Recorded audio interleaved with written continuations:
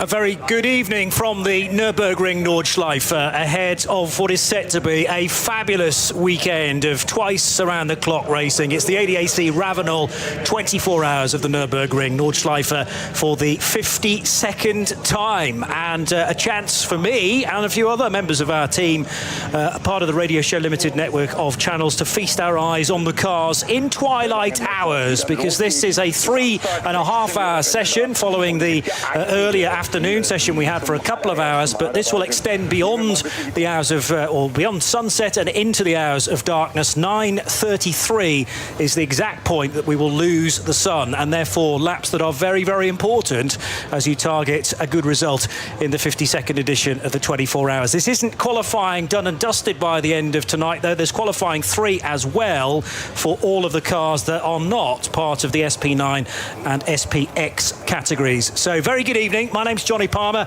I'm delighted to be joined for this segment by Peter Mackay and Joe Bradley. You boys already have the advantage over me, though, because you were covering things earlier on, so you can teach me things over the next, what have we got, hour or a bit for our section, Joe. Every session is a lesson in the workings and the machinations of the Nürburgring 24 hours. I think the important thing tonight, Johnny, is it's going to be dry pretty much all the way to the checkered flag. Everybody's checking weather apps. Everybody. It's going to be key all weekend, and I'm pretty satisfied with my weather app so far. It was absolutely on the nosy earlier on today. So it's telling me it's going to rain at 1:45, which is right on the nosy for the checkered flag. So everybody's going to be out there. This is the golden hour. The track is cooler. The air is cooler and thicker. The engines love thick air. And we could well see the fastest time of the week this evening. It's also of great value, this session, Peter Mackay, because of the dry nature of it. But one thing we can expect, I think, this weekend, at some point during the race, is more rainfall.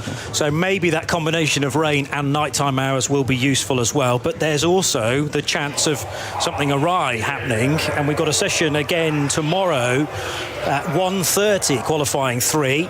And that's the sure test that we will have. The last thing we want prior to midnight this evening is disaster in a car in the barrier somewhere, particularly if it's a long way from home, because you might not get it back to the early hours of tomorrow. And there was a few teams that flirted with that in the session this morning, which started dry and then ended very, very wet. And you know, for example, the defending champion car, the Frickadelli Ferrari, car number 1, it was caught about as far away from home as possible on slick tyres in the pouring rain, and Felipe Fernandez-Lazar did a great job to limp the car back on slicks in the pouring rain and got the car back safely. So as Joe says, luckily we've got much better conditions for the start of this session, and we're going to try and get an idea and dig in a little bit more to see who has got what in the dry. In the wet, we really aren't clear yet, because when the rain came down, it was in the first session, it was quite late on in the session, and it wasn't really worth it going out and doing any wet running. So we're still a little bit unclear. There are a lot of question marks. When you look at the form of both the 2 rounds of the Nürburgring Langstrecken series and the 2 qualifying races, it looks like it's all Porsche. 4 wins from 4, fantastic. But when you drill in a little bit closer, we've got 9 sectors here at the Nürburgring, and you see different areas where different cars are better. The Audis are actually really, really strong on that optimum lap. So the Audis have got great pace. The BMWs are thereabouts too, but that's all dry. We've only had dry running so far in the Nürburgring this year, amazingly. So that's going to be something to keep a watch on through this session. One of the biggest stories across all motorsport disciplines, I felt, last year, possibly bigger than what was breaking at Le Mans, was the fact that finally the stranglehold of German manufacturers was broken 12 months ago. Nobody quite expected the Ferrari 296 to be as quick as it was, and expected it to drop away, maybe after half distance, maybe after 18 hours. It just didn't. It carries the number 1 this year, quite rightly, but that would be a heck of a story again for the 296 to succeed. But I mean, one or two of you have already noted that the Ferrari's fast around certain parts of the circuit, to echo your points, Peter. Yeah. What do you think about that, Joe? It was a very popular win last year for so many reasons. It was, everybody, well, I certainly love when a Ferrari wins, but the Frickadelli team, it was an emotive win, wasn't it? For Sabine, for all of that team that's involved in that. And it was a change of manufacturer for them, which was very brave. Yeah. And that Ferrari, yes, we expected that Ferrari to start to fade. It never did, and it was right there at the end. And you know, there was many a tear shed. There was many a tear shed in this booth. It was, yeah. And I'm still sad, and I was really struggling to get over it, Johnny, that I had to miss last year's N24, and I missed one of the biggest results in the history of this race. And yeah, Peter can tell us. He's working out the sector times, and he can tell us where that Ferrari's strong. But it's the only Ferrari in the field, I've noted now. So, you know, they're up against it in terms of not necessarily the data, because a lot of the teams are here, even with the big German manufacturers, looking after themselves. But the fact that they haven't got another car in their team, and there's nobody else that they can go along to, even in Ferrari in one of the subclasses, to have a bit of a word, they're very much on their own this year. That's true, and I made that point last year. I'll make it again this year. It's a numbers game. From a manufacturer point of view, it really is a numbers game. The more top pro cars that you can have in the field, the better. This is a race of attrition. For example, last year, the number 27 at Lamborghini was really, really strong. Had a great run of drivers. They were leading the race. They had a puncture about coming into the second part of the Nordschleife. They lost several minutes because it takes so long to get the car back. Fricadelli in the Ferrari, they also had a left rear puncture, but it happened just coming onto the Dottingerhof, so they only lost about a minute. So that is just pure luck, really. Because of that, and because Lamborghini only had one kind of big pro car, that was Lamborghini's chance of winning the race done. So yeah, the fact that there is only one Ferrari, that's certainly to take into account, but the car that they do have is mighty quick. Just adding to the point of why it was an emotional win too, two drivers in that car, Felipe Fernandez-Laza and David Pittard, both their journeys to get to that checkered flag were really quite impressive. David Pittard's story is a story of true tenacity and just not giving up and trying to get yourself in the position and prove yourself and fight.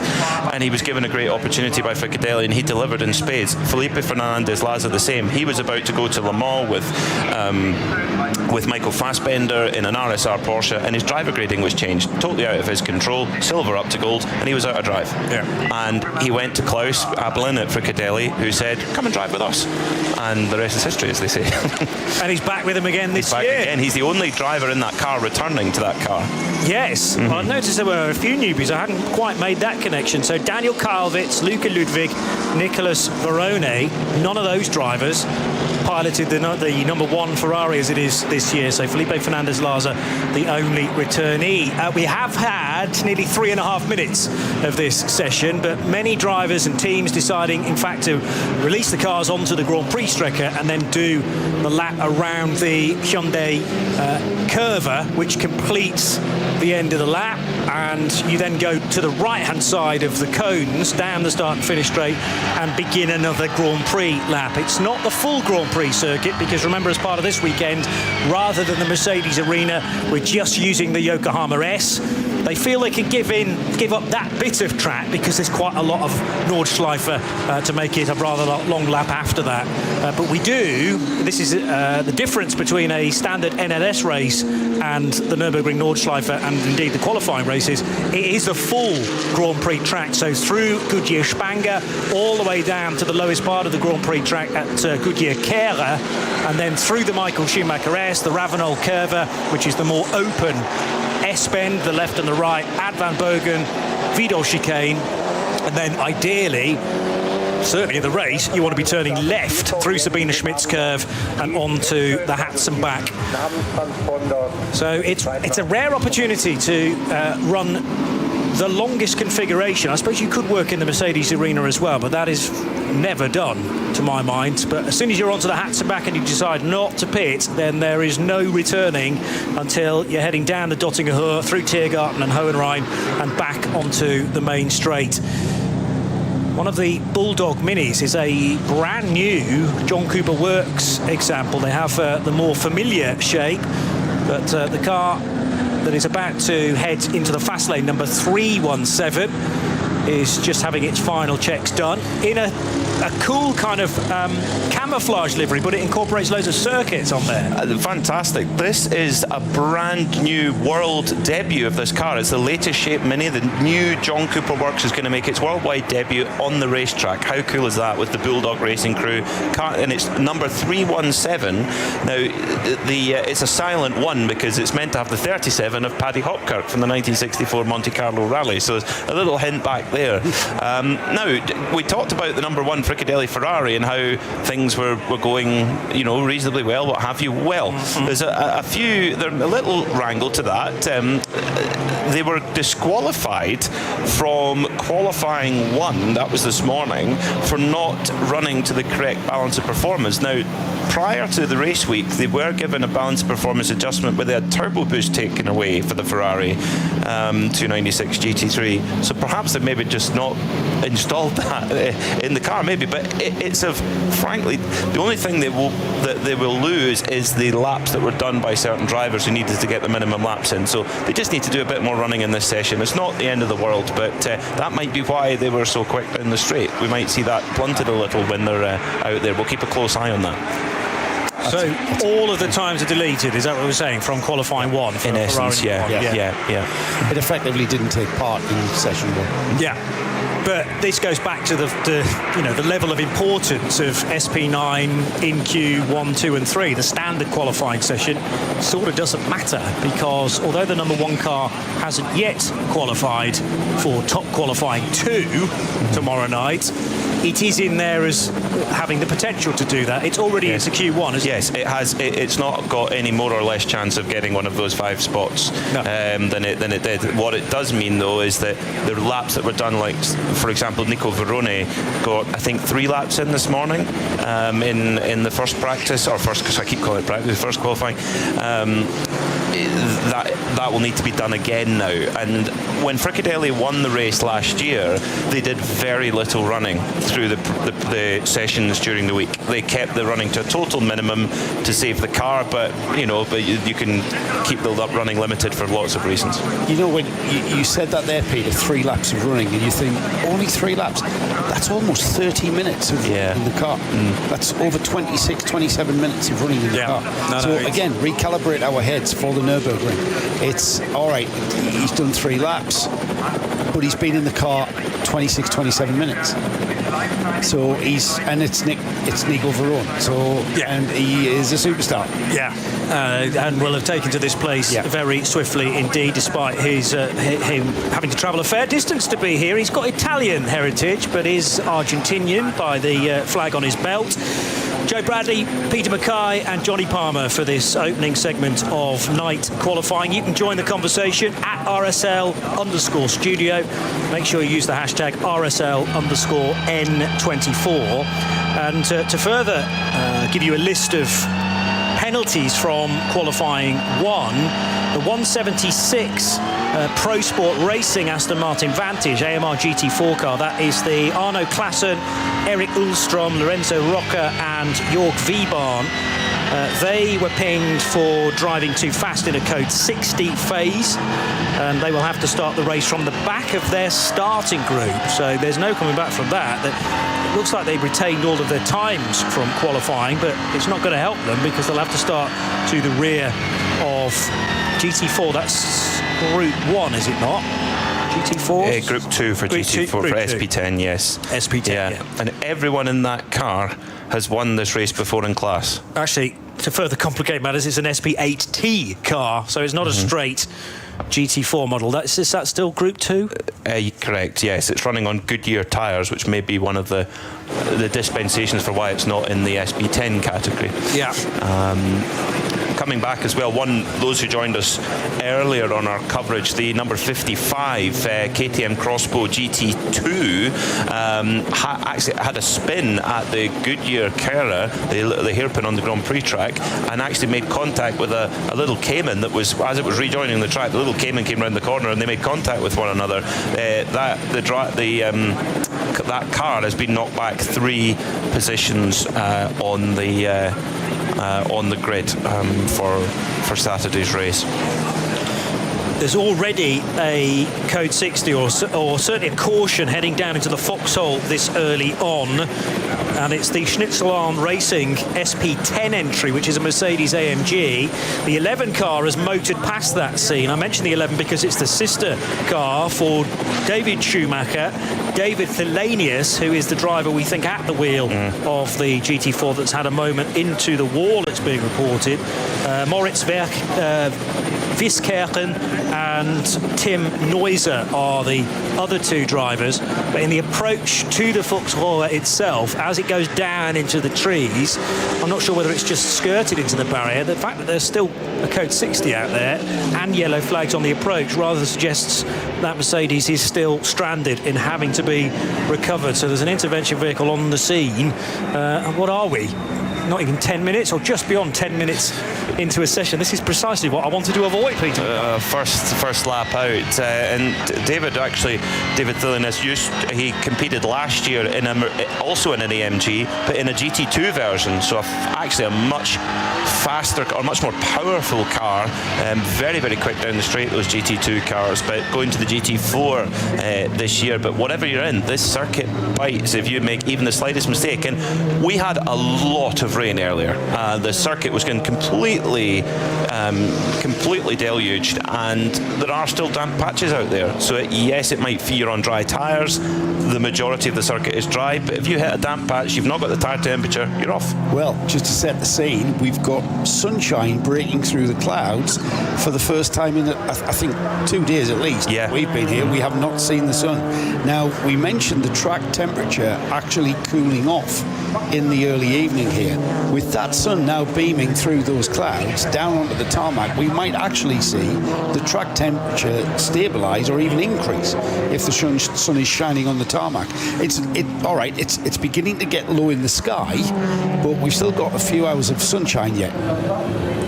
Not that it counts towards grid position, but on the timing screen, the 72 BMW, at the moment being driven by Daniel Harper, is fastest with an 8:21.487.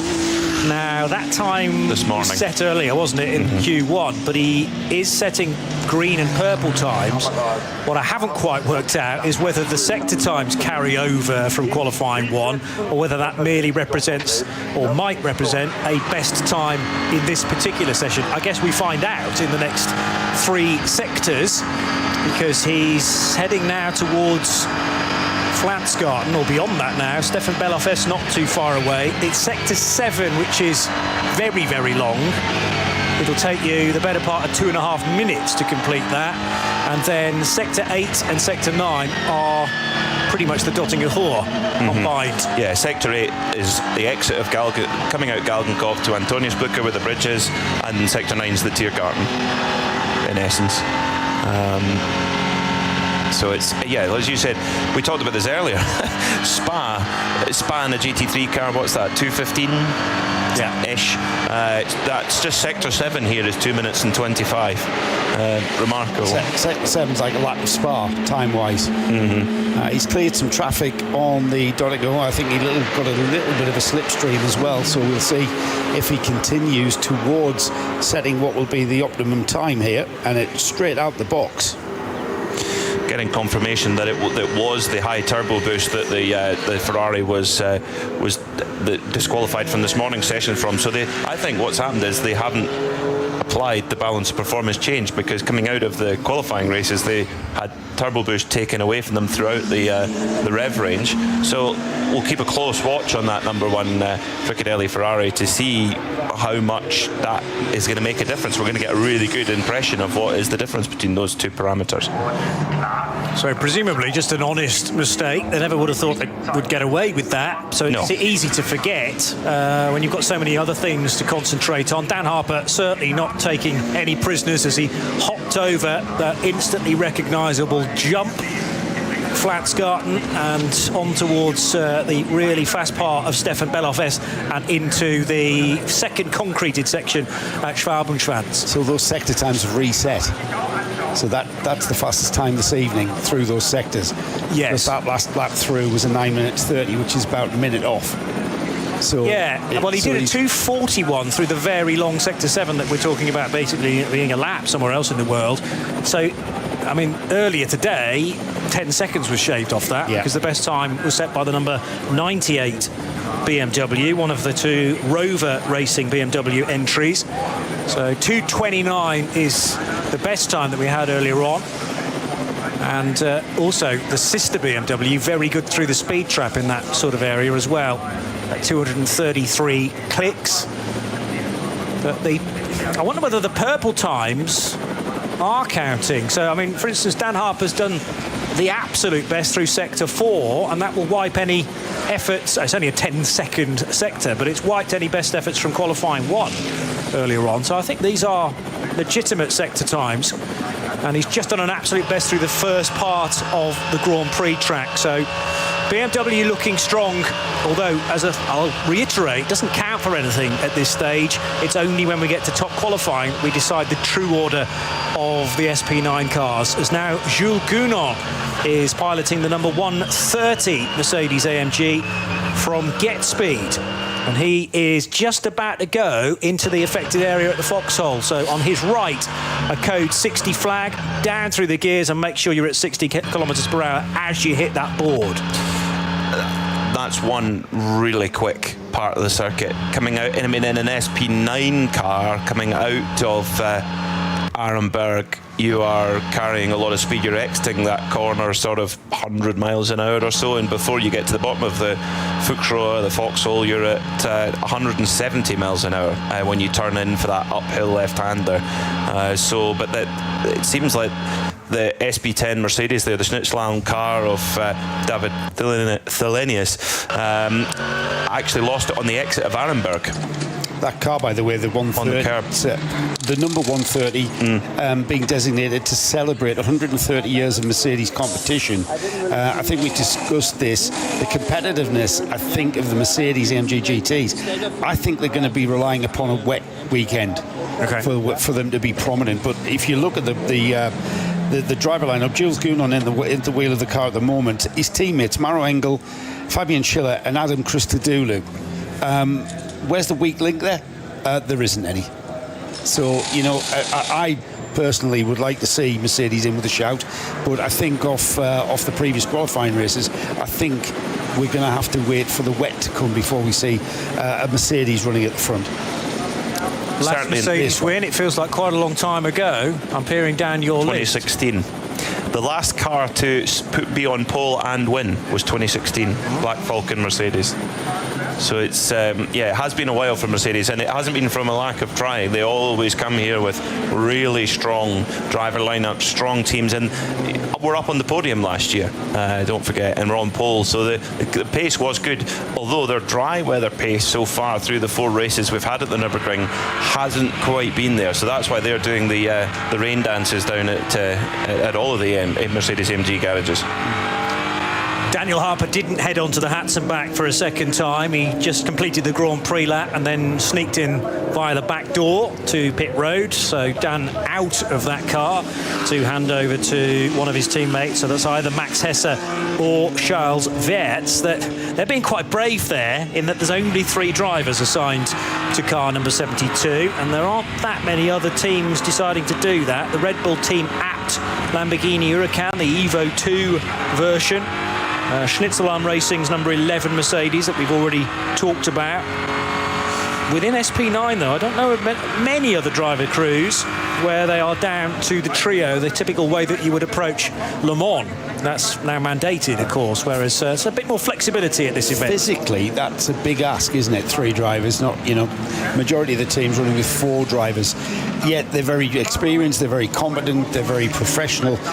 But physically, that's a big ask. It's going to be interesting to see how competitive they are towards the later stages. Particularly, I mean, you know, here compared to Le Mans, yes, Le Mans is considered a major challenge in sports car racing, but this is by far the more physical of the two tracks. And the thing is, Johnny, it's not so much the physicality of the track, it's the concentration level that is, the mix of classes, the eclectic mix of classes, the level of concentration that's needed to run through traffic here. The closing speeds are massive. And so, you know, that's where the tiredness creeps in. These drivers are very physically fit. They're young drivers. They're massively fit, training all year long, all year round. But it's mental tiredness, if anything, that's going to trip them over. And it's, again, another interesting aspect of this race to see a three-driver lineup in one of the front-running cars. There's a few, for those watching timing and scoring or following along, there's quite a few top cars which haven't gone out yet. For example, the 911 Manthey Porsche, the 27 App Lamborghini, the number 4 Bilstein Mercedes, etc. That is because they're not allowed to go out in the first I think it's 20 minutes or so of the 20 minutes of the session because they're already in top qualifying too. So they have to give a little bit away. And just as I say that, the 20 minutes has elapsed, and Ayhan Guven is taking out the Grello Manthey Porsche. So right on, not wasting any track time, get out there and get out onto the Nordschleife. Got a bit of breaking, speaking of Le Mans, some breaking sports car news concerning that event, because it had understood that Dorian Pin, who was due to be in the Iron Dames car, which is, I wanted to try and get you a number. 85 Lamborghini for Iron Dames. Iron Dames Lamborghini Evo 2 for Sarah Bovey, Michelle Gatting, and it was meant to be Dorian Pin, but she was injured in a Formula Regional European Championship race at Spa. We're now hearing that Dorian will not be able to take part at Le Mans in only 2 weeks' time, of course. So going to be replaced by Rahel Frey instead. Rahel, obviously a regular Iron Dame herself, so she'll just be plugged in and, we'll know that car anyway, but being diagnosed with a multiple rib fracture has Dorian Pin. And that might take some time to come back from as well, because rib injuries, they're just left to heal, aren't they? You can't really do much about them. You can't do anything about rib injuries, Johnny. It's about the cartilage, not necessarily the bones fracture as well. The only thing that heals rib injuries is time, that clock ticking, and that's probably why so far out from, all right, we've got test weekend next weekend, but so far out we've been able to make that call. She's not going to be fit enough to be able to take the rigours of that race in those cars. And that's a shame. Sterling work as ever from the two boys that are here this weekend for Sports Car 365, Dan Lloyd, and had a good sit-down chat with Davy Avema earlier on as well. Gathering stories, of course, from this event, but also having to keep their eyes on Le Mans Test, which is a week this Sunday, and then the latest edition of the 24 Hours of Le Mans the following weekend. So Dorian Pin out of the 85 car, and Rahel Frey will be in instead. Back to the matter in hand. Dan Harper brought the 72 BMW into pit road after a scoot around the Grand Prix lap. He had just done a 9:28.5, and that car remains in the pit lane. And also the number 11 car, which has been second fastest from this morning, the Schnitzelarm racing car.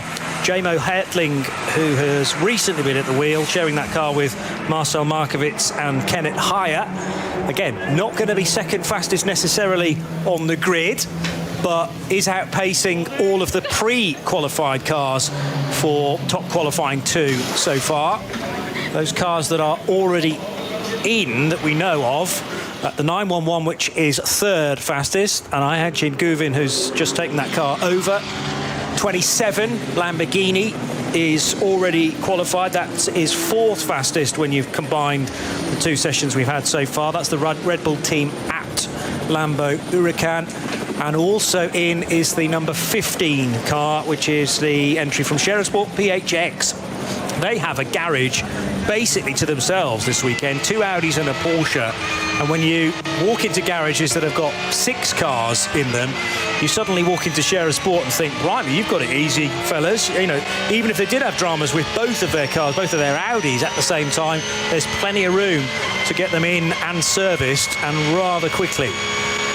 That could be critical to be able to do that work quickly. I think Audis are really the dark horse. It's strange to say they've won the race so many times here at the Nürburgring 24 Hours, but it's it's a new era, if you like. And but the Audi R8, yes, it's been around seemingly forever, but looking at the pace, they are looking really, really strong, quietly so, certainly in the dry.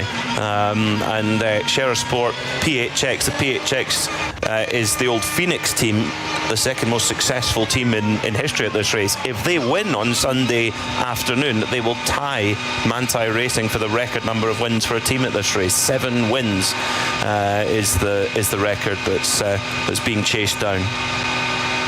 I just realised I was giving Daniel Lloyd a retro thanks for his work on Sportar 365. He's actually moved to another publication now, even though he and Davey Avema are sitting right next to each other in the press room.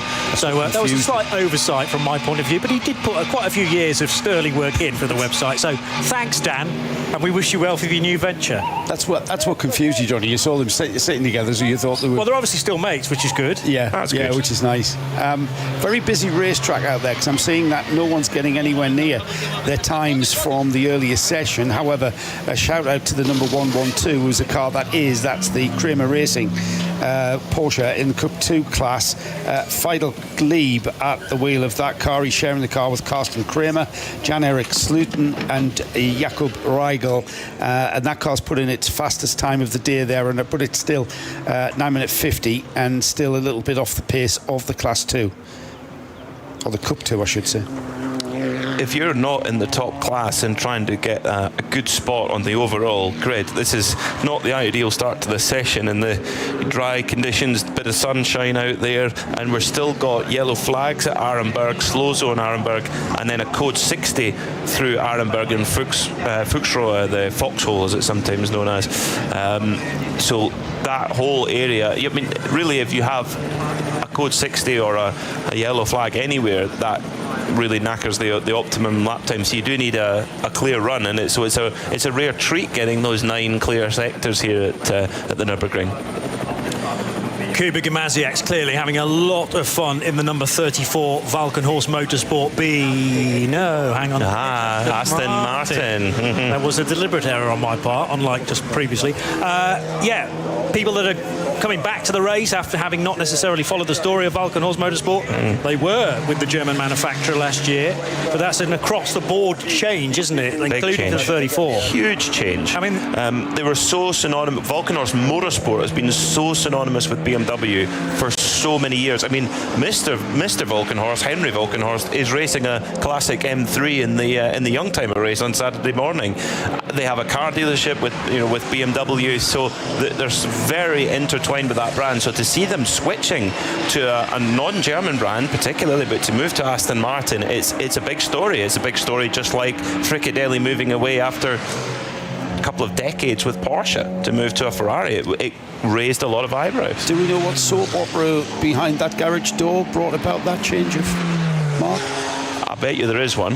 Oh, I'm telling you now, there will be a story about that. Yeah. It might be cost-led, might be some, but definitely a story. Could be a variety of reasons. I mean, the term Vulcan Horse BMW rolls off the tongue. It does. Forgive me if I say that mid-race in the small hours of the morning. Because it does. They've been with BMW for years and years, and when you say Vulcan Horse, you immediately think BMW. However, complete rethink here, because they've got a beautiful set of Aston Martins there that they are really getting to grips with. And it's interesting to me how they've now dovetailed some well-recognised drivers with Vulcan Horse who've become BMW experts with their Nicky team, who's clearly being brought in because of his Aston knowledge. But you've still got Christian Krognes and David Pittard in there, who were David Pittard comes from the Aston Martin side of things, but I'm sure he's driven BMWs before. He's driven everything. Nürburgring. How should we say? When he burst onto the Nürburgring scene, it was with Vulcan Horst. Yes, it was. He met Frank Stippler, an Audi driver, at a historic race meeting in the UK, and Frank said, "Go get yourself out to the Nürburgring, go and race there." And David got himself in he got a drive with Vulcan Horst, and I remember calling a race win, him and Ben Tuck winning in an NLS race, myself and Peter Snowden, and that really brought him onto the scene, and then he ended up with Frickadelli and now with Aston Martin. So he's gone back home. He's gone back He's home. gone back Exactly home. He's so. gone back home. Yes, So he has. from He has. the Ravenols family. He has. So no surprise to see him in that driver lineup. But you're absolutely right, Johnny. He's got the other side. He's got Aston Martin connections too. Is that the common link? Is it all down to Mr. Pittard? Is David Pittard the next? Who would you? Did he come, go into a Vulcan Horse meeting one day and go, boys, have we ever tried Aston Martins instead of these BMW? Now there's an idea. And then he changed the whole etiquette, the whole focus of the team, straight there and then. He's a mover and shaker in the paddock, obviously. This is pure speculation, folks. Total speculation. He's probably listening to us now going, oh no, you're going to get me in a world of trouble here, guys. It's probably got to do with the price column of the parts list to an extent, to a point. So 3 Vulcan Horse cars, the 34, the 35 and the 36. That's nice and easy to remember because they're right together on the timing screen. It's the 34 car that is the pro lineup for Christian Krognes, Kuba Gamaziak, David Pittard, Nicky Thiem, and then the 2 Pro-Ams. Patrick Assenheimer's in one of those cars, Christian Bollrat and Anders Buchart in the 36. Henry Valkenhorst drives the number 36 car, which, they're all AMR GT3 Evos, the brand new car. Now, hang on a minute, this is not part of the plan with half an hour gone because an Audi from the 775 TCR class. It's the TCR, yeah. 775 on fire on. Is this the Grand Prix track? Yeah, it's very, very early on in the lap. The driver is clear of this situation, but already past the pits and the sanctuary that area offers. And the engine bay is fully alight. And the problem is sourcing the right fire extinguisher in a hurry and having to try and attack this fire when most of it is under the hood. So the wheel arches and the air intake is the best place to approach, and coming at it from an oblique angle. But the problem is you're going to be chasing this fire all the way around the car potentially, because as soon as it's extinguished on one part, it then takes light on the other. And the danger is that this fire starts to take even more of a hold of an Audi, which is being perhaps irreparably damaged at this stage of the weekend. The conflagration isn't being stymied by the extinguishant, which leads me to think that, hopefully the driver knocked the ignition off. If he hasn't, we've still got a fuel pump there pumping fuel, and that looks like a fuel fire. Yeah. It's under the hood, it's in the engine bay, and it is well alight. It is absolutely well alight. This is the last we're going to see of this car, I think, unless they can. Are they allowed to bring in a spare chassis if they've got one? I think so. That's Raphael Hundeborn, who was at the wheel of the car. It must be terribly frightening for him to see that happen. Did well to get the car off the circuit. Now the fire unit are there with the extinguishant and getting the fire out. We did see this last year with a Golf that had an engine bay fire.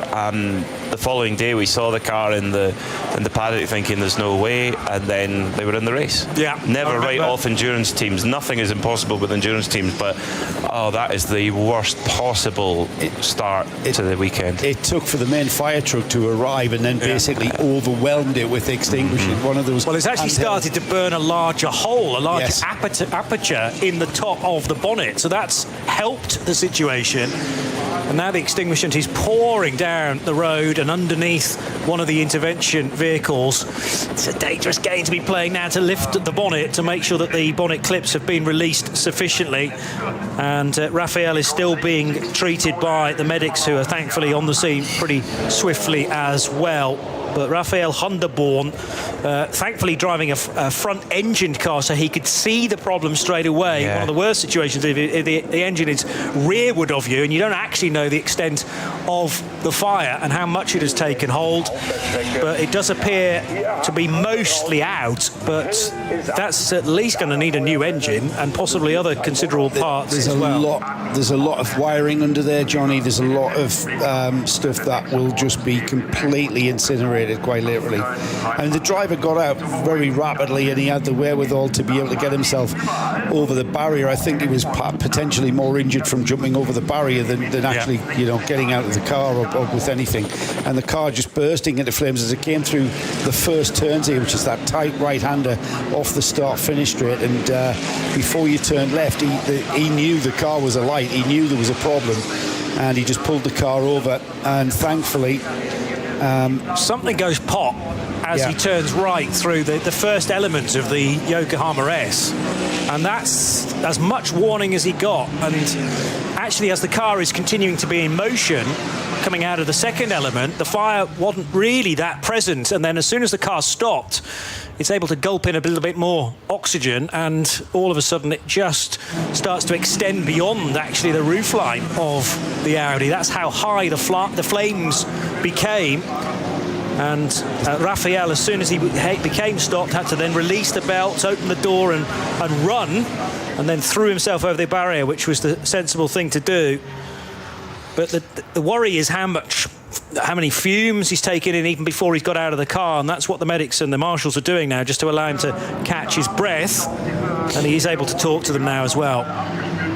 Understandably, that's a box of cigarettes he's about to light up a cigarette. He's got a packet of cigarettes in his pocket somehow, or he's maybe been passed one by a marshal. And no, he had a packet in his. Did he? Yeah, maybe he just perhaps feels that he needs to calm his nerves a bit. He was breathing quite heavily, understandably so. That's a terrifying thing to experience when a car, like you said, Johnny, didn't get any warning at all, but did the right thing to pull it off to the first point of safety near a marshal's post. All the right things. And yeah, the good thing is though, thinking of the positives, if you're going to be looking for race parts, being in the Eifel region is a pretty good place to be, because there's race parts like an RS3 TCR. They made a lot of those cars, so the finding parts hopefully will be not too much of a fuss, and hopefully they can get that car fixed in time for the race. But what a difficult start. I will be amazed if we see that car on the grid. Okay. That particular car. That exact car, yeah. Reshell that. Yes. And keep the 775 entry with a different shell. But that particular shell will need extensive rebuild.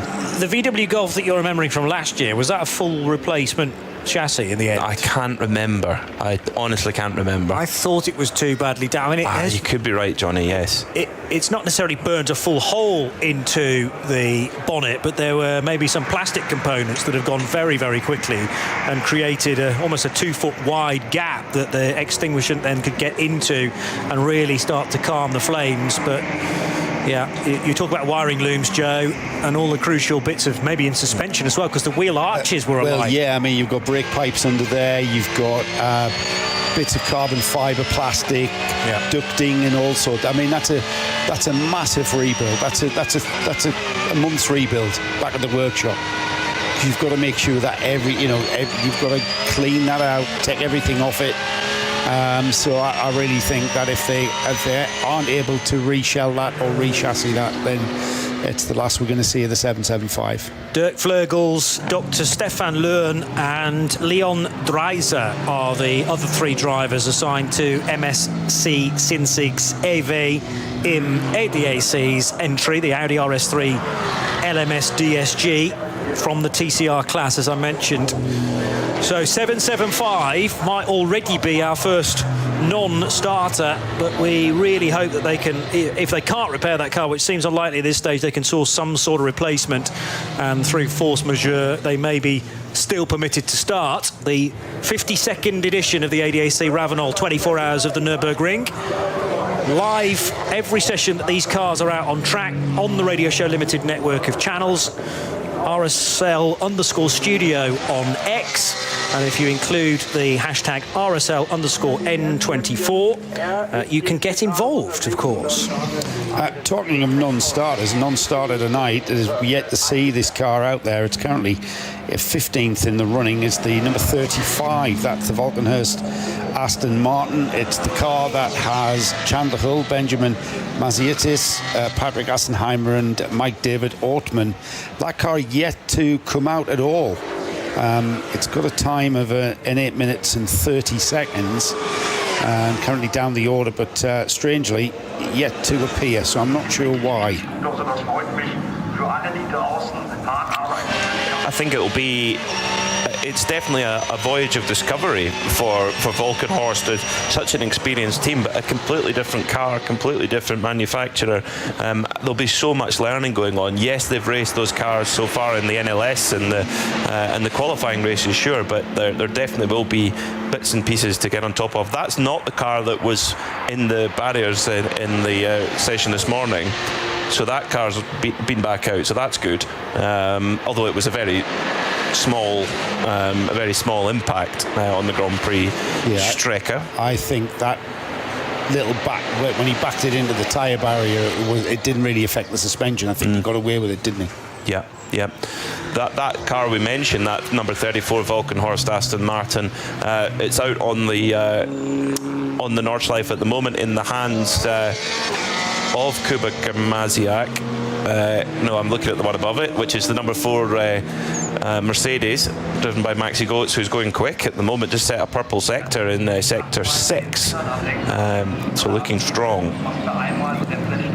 Maximilian Goetz is pushing in the number 4 Mercedes that has already qualified for top qualifying 2, but he's just done a 35.8. Again, that sector is a bit too short to know what he's doing for the majority of the lap, but a 2:30.2 through that long sector 7 is only, well, a second away from the best time we had earlier on in the day from the 99 BMW. And the track, it appears, judging by the sector times, the track is getting closer to full dry pace than it was this morning. Even at the best we saw this morning, the pace appears to be better already. We just haven't had the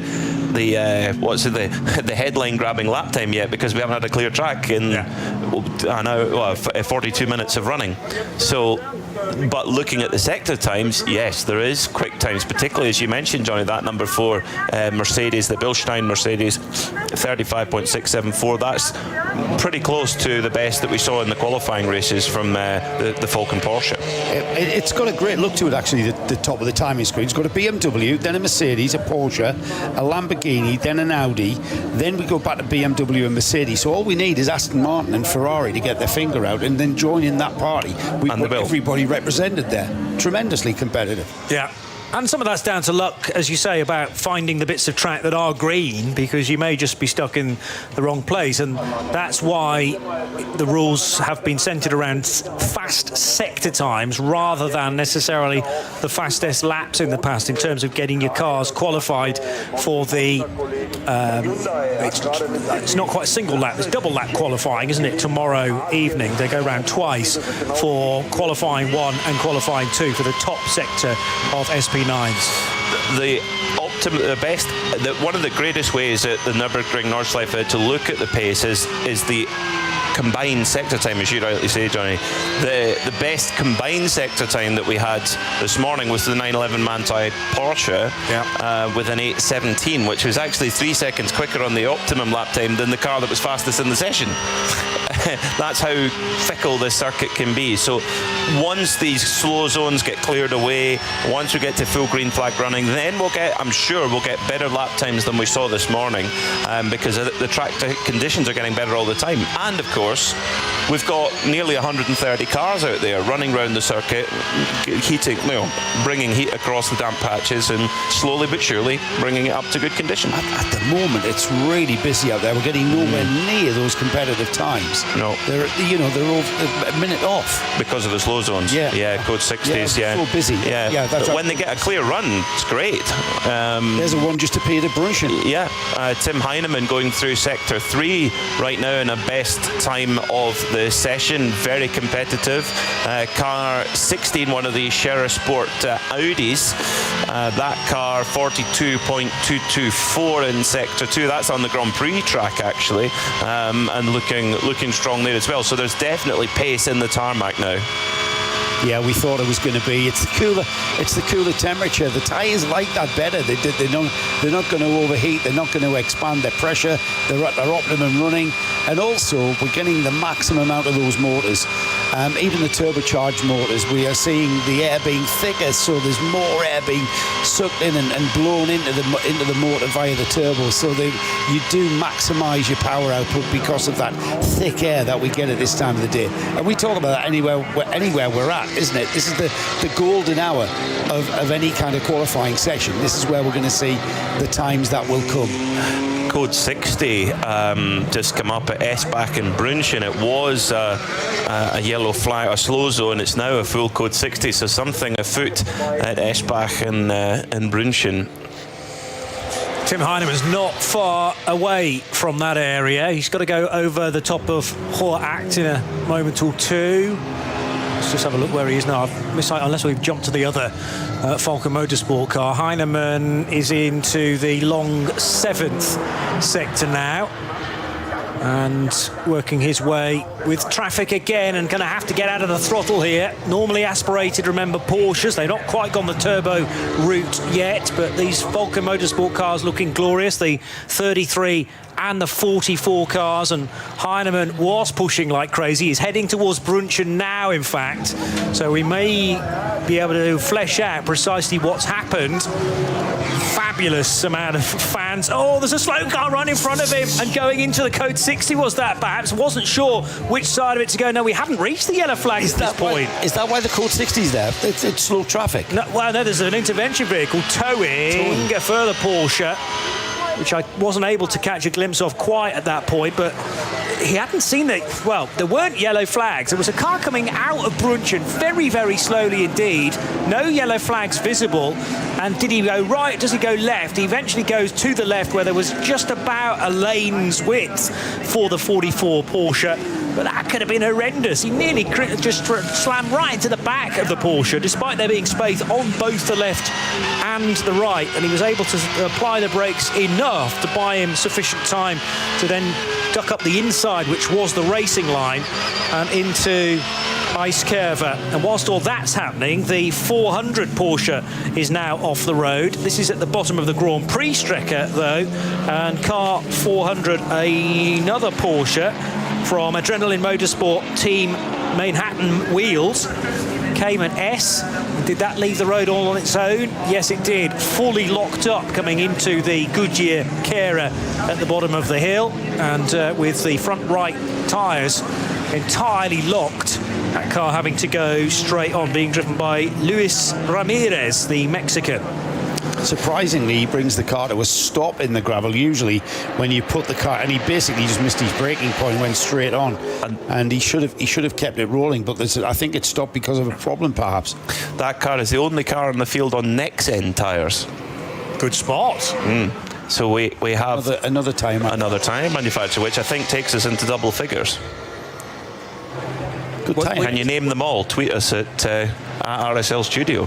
I was told by John Hinoff before we got going that we were into double figures just about. It's where we get north into the 11, 12 sort of area. There's chance yet. So Nexen tyres, you reckon the only car on Nexens for this race, despite there being a sister car, it looks like, the 396. So you don't think that's on Nexens? Well, potentially. Could be. That's another Adrenaline Motorsport Team. Is it Manhattan rather than Manhattan? Manhattan. Manhattan Wheels. Is that a bit of a play on words? Maybe. My headgear. No. We need to have another paddock walk. We do. And we need to find out how many tyres. Nothing to do with the Bratwurst, do you understand? Of course, research purposes. Indeed so. There's a rumour that there is beer being sold down there in the paddock. In the paddock? Back of the paddock. I certainly saw plenty of that. There's plenty of out there in the countryside. You can see that from the fans. In fact, I've never seen a fan yet without a drink in their hand. So a lot of dogs in the paddock earlier. It's bank holiday here. It's a holiday. Corpus Christi. It's a holiday weekend. Yeah. The Hindhoff was telling us they call it tomorrow's a bridging day, where they bridge the bank holiday today into the weekend to give themselves a 4-day weekend. The Germans are on holiday here at the Nürburgring. Whereas in the UK we tend to favour bank holiday Mondays, there are an awful lot of bank holiday Thursdays in Germany. And yes, if you can then get Friday off as well, then it makes it a 4-day weekend. It's brilliant. It's a religious festival of Corpus Christi. Corpus Christi, yes. Yeah. And sometimes this race is held close to Ascension Day, sometimes Corpus Christi. And there might be a third version of that as well, because it is a movable feast, this race, unlike Le Mans, which tends to favour the middle weekend of June and try and get as close as possible to the longest day to make sure that therefore the nighttime hours, the darkness hours, are as short as possible. This will move in relation to Easter, basically, so you can get an early Nürburgring 24 hours, and sometimes you can get a late one, which is on the other side of Le Mans. We've had that before with N24 being after Le Mans. They are 2 weeks apart in 2024. 10 is our count, by my reckoning. All right. They are Next then, Goodyear, Vulcan, Hankook, Michelin, Pirelli, Yokohama, GT, Toyo and Dunlop. All taking part in this race. How cool is that? The only one missing there is Colway Remolds, I think. I think they've got everybody in there. You've got to be of a certain age to remember Colway Remolds. Johnny Palmer's not sure. He's desperate for this 11th, aren't you? You're one of the 11th, wouldn't you? I'd love to be for the 11th, yeah. 10's pretty good but nowadays. Dunlop and Goodyear is an interesting one because, you know, they're normally considered to be the same contract or the same umbrella, but it depends what part of the world you're in. Because, you know, for instance, there's a corner that used to be called Dunlop here and is now renamed Goodyear. So many different championships have become Goodyear tyres. But no, you're right. Yeah. But no, I'm just interested in which cars are actually running on Dunlops. Because I thought that was almost a brand that was no longer talked about, at least in Europe. And then when you go to Australia, it's the big one. So anyway, well spotted on from that front. Meanwhile, the 821.487 has yet to be beaten in this particular session. Nico Varone is putting the helmet on. And was that Klaus Ludwig? Yes, in the Klaus garage Ludwig, of Fricadelli, because Luca Ludwig is driving in that team this year as well. Record number of pole positions at the Nürburgring 24 Hours. 6 times a pole sitter is Klaus Ludwig. He's actually driving this weekend. He's driving this gorgeous D2 Privat mid-90s DTM car.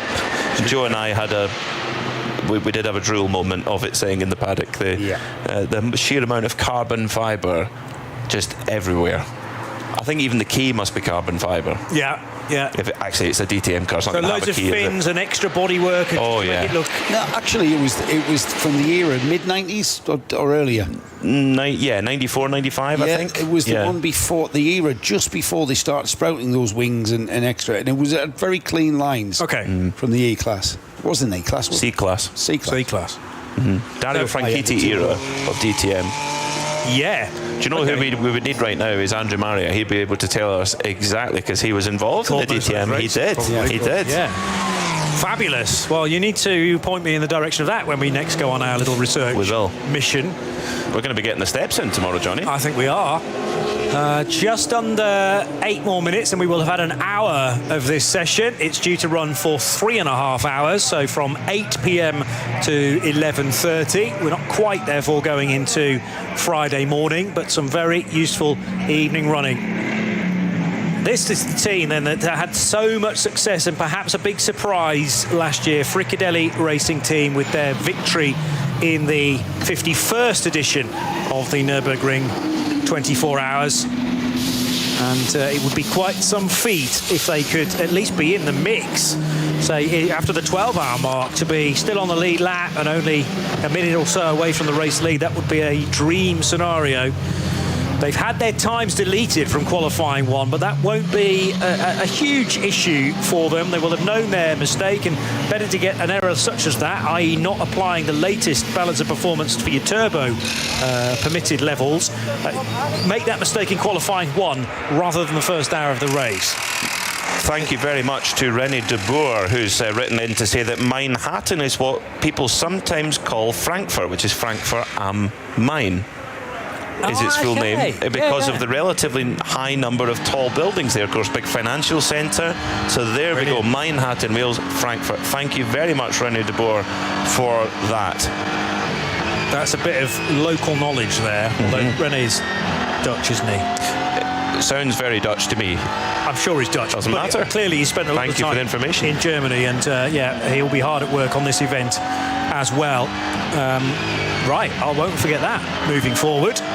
Manhattan wheels. There are 2 cars later on in the entry. It was 396, I said. Yeah, 396 and 400 that could potentially be both on the Nexen tyre from the V6 category. Charles Weerts now has been plugged into the 72 BMW that remains the fastest car so far, sitting on this 821.487. But the last lap completed, again, majorly affected by code 60s, just under the 9-minute marker. I know it's not important for the number one Ferrari regarding time-wise, but it just shows how busy a session this has been. 9 minutes and 8 is the best lap from Ludwig at the wheel now. He's due in, as we saw Nico Veron about to take over the number one Ferrari, but currently 53rd in the field, so unable to get a clear lap. I mean, we're seeing obstructions, slow zones, code 60 zones appearing throughout, and that's been from the very off this evening, hasn't it? I don't think we've had a clear 5 minutes yet. Charles Verts in the code 60 is right up behind the Conrad Lamborghini, and is flashing the lights at the Conrad Lamborghini, obviously feeling that his cruise control or pit limiter or code 60 limiter is not quite as aggressive as theirs. So going through the code 60, making his thoughts well known. Lots of chat going on in the Fricadelli garage. Of course, Rinaldi Racing helped to run the car. Yes, it's Fricadelli Racing, but Rinaldi are hugely involved. Rinaldi actually run the LMP3 rinaldi that Claus Abelin sometimes drives in Michelin Le Mans Cup and the German Prototype Cup, along with Felipe Fernandez-Lazar. And the Rinaldi engineers in the garage there chatting away with Luca Ludwig, who knows the Ferrari well, drove it last year for another team, and of course Felipe winning the race last year in that Ferrari. That's where the Ferrari knowledge comes from. Yes. Fricadelli, isn't it? Underneath, peel back the Fricadelli sticker, there's Rinaldi. Yeah, and don't get me wrong, on the side skirts of the car it says Fricadelli powered by Rinaldi Racing, so it's there. Rinaldi are very much front and centre.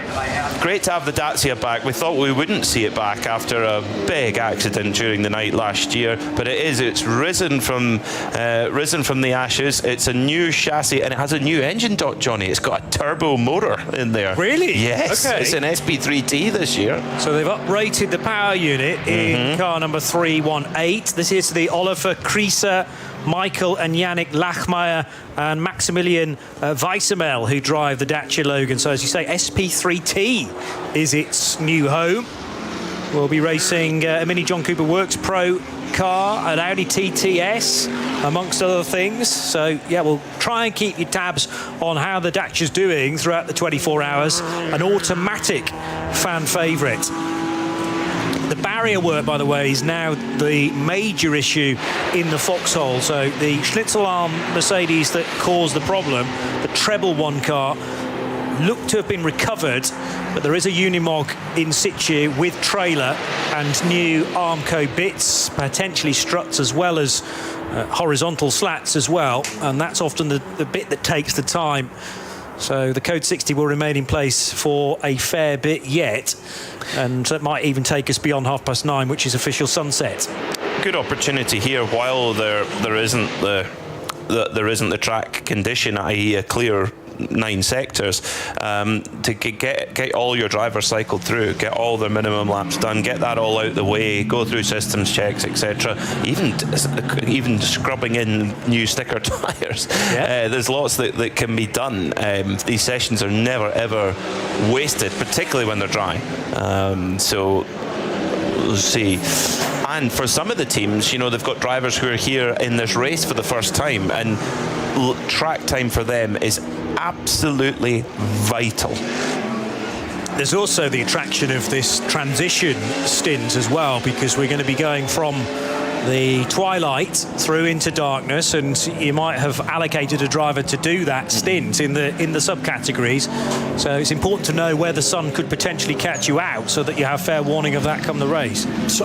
Official sundown 21:33, so we're just over half an hour away from that. Yeah. But it's also important to know where the sun's going to appear as it rises too, and that's not going to be dealt with during the qualifying sessions. Might be a bit more guesswork, therefore, as the sky rather turns a rich colour of yellow and amber on Sunday morning, and the sun then will start to blind you in the opposing parts of the racetrack.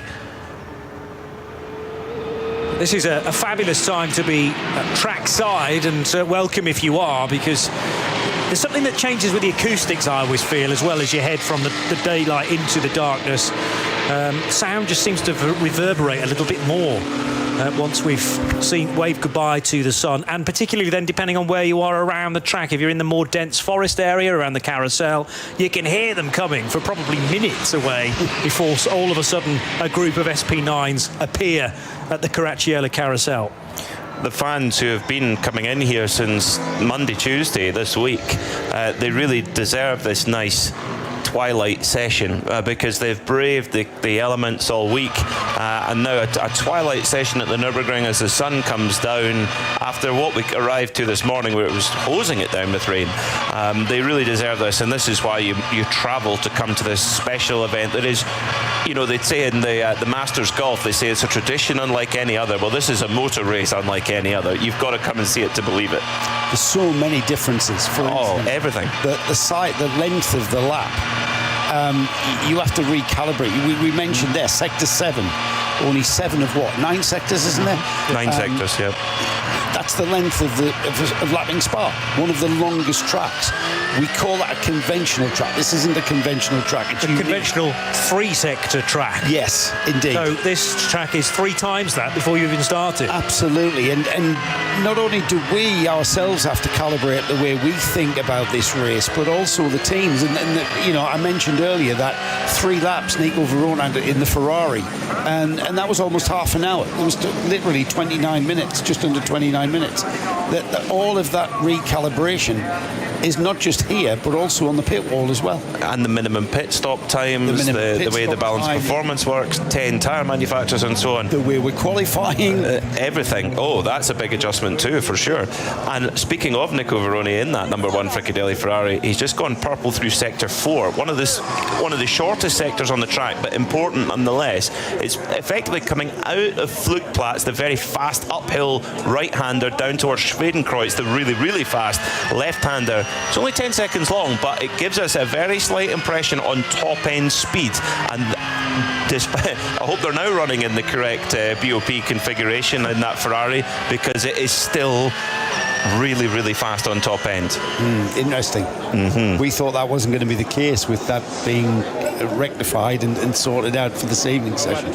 So that I think that's good. That's good news. It's not going to be long before we get the Ferrari back up there. I'm no aerodynamicist. That's probably no surprise to anyone either watching or listening.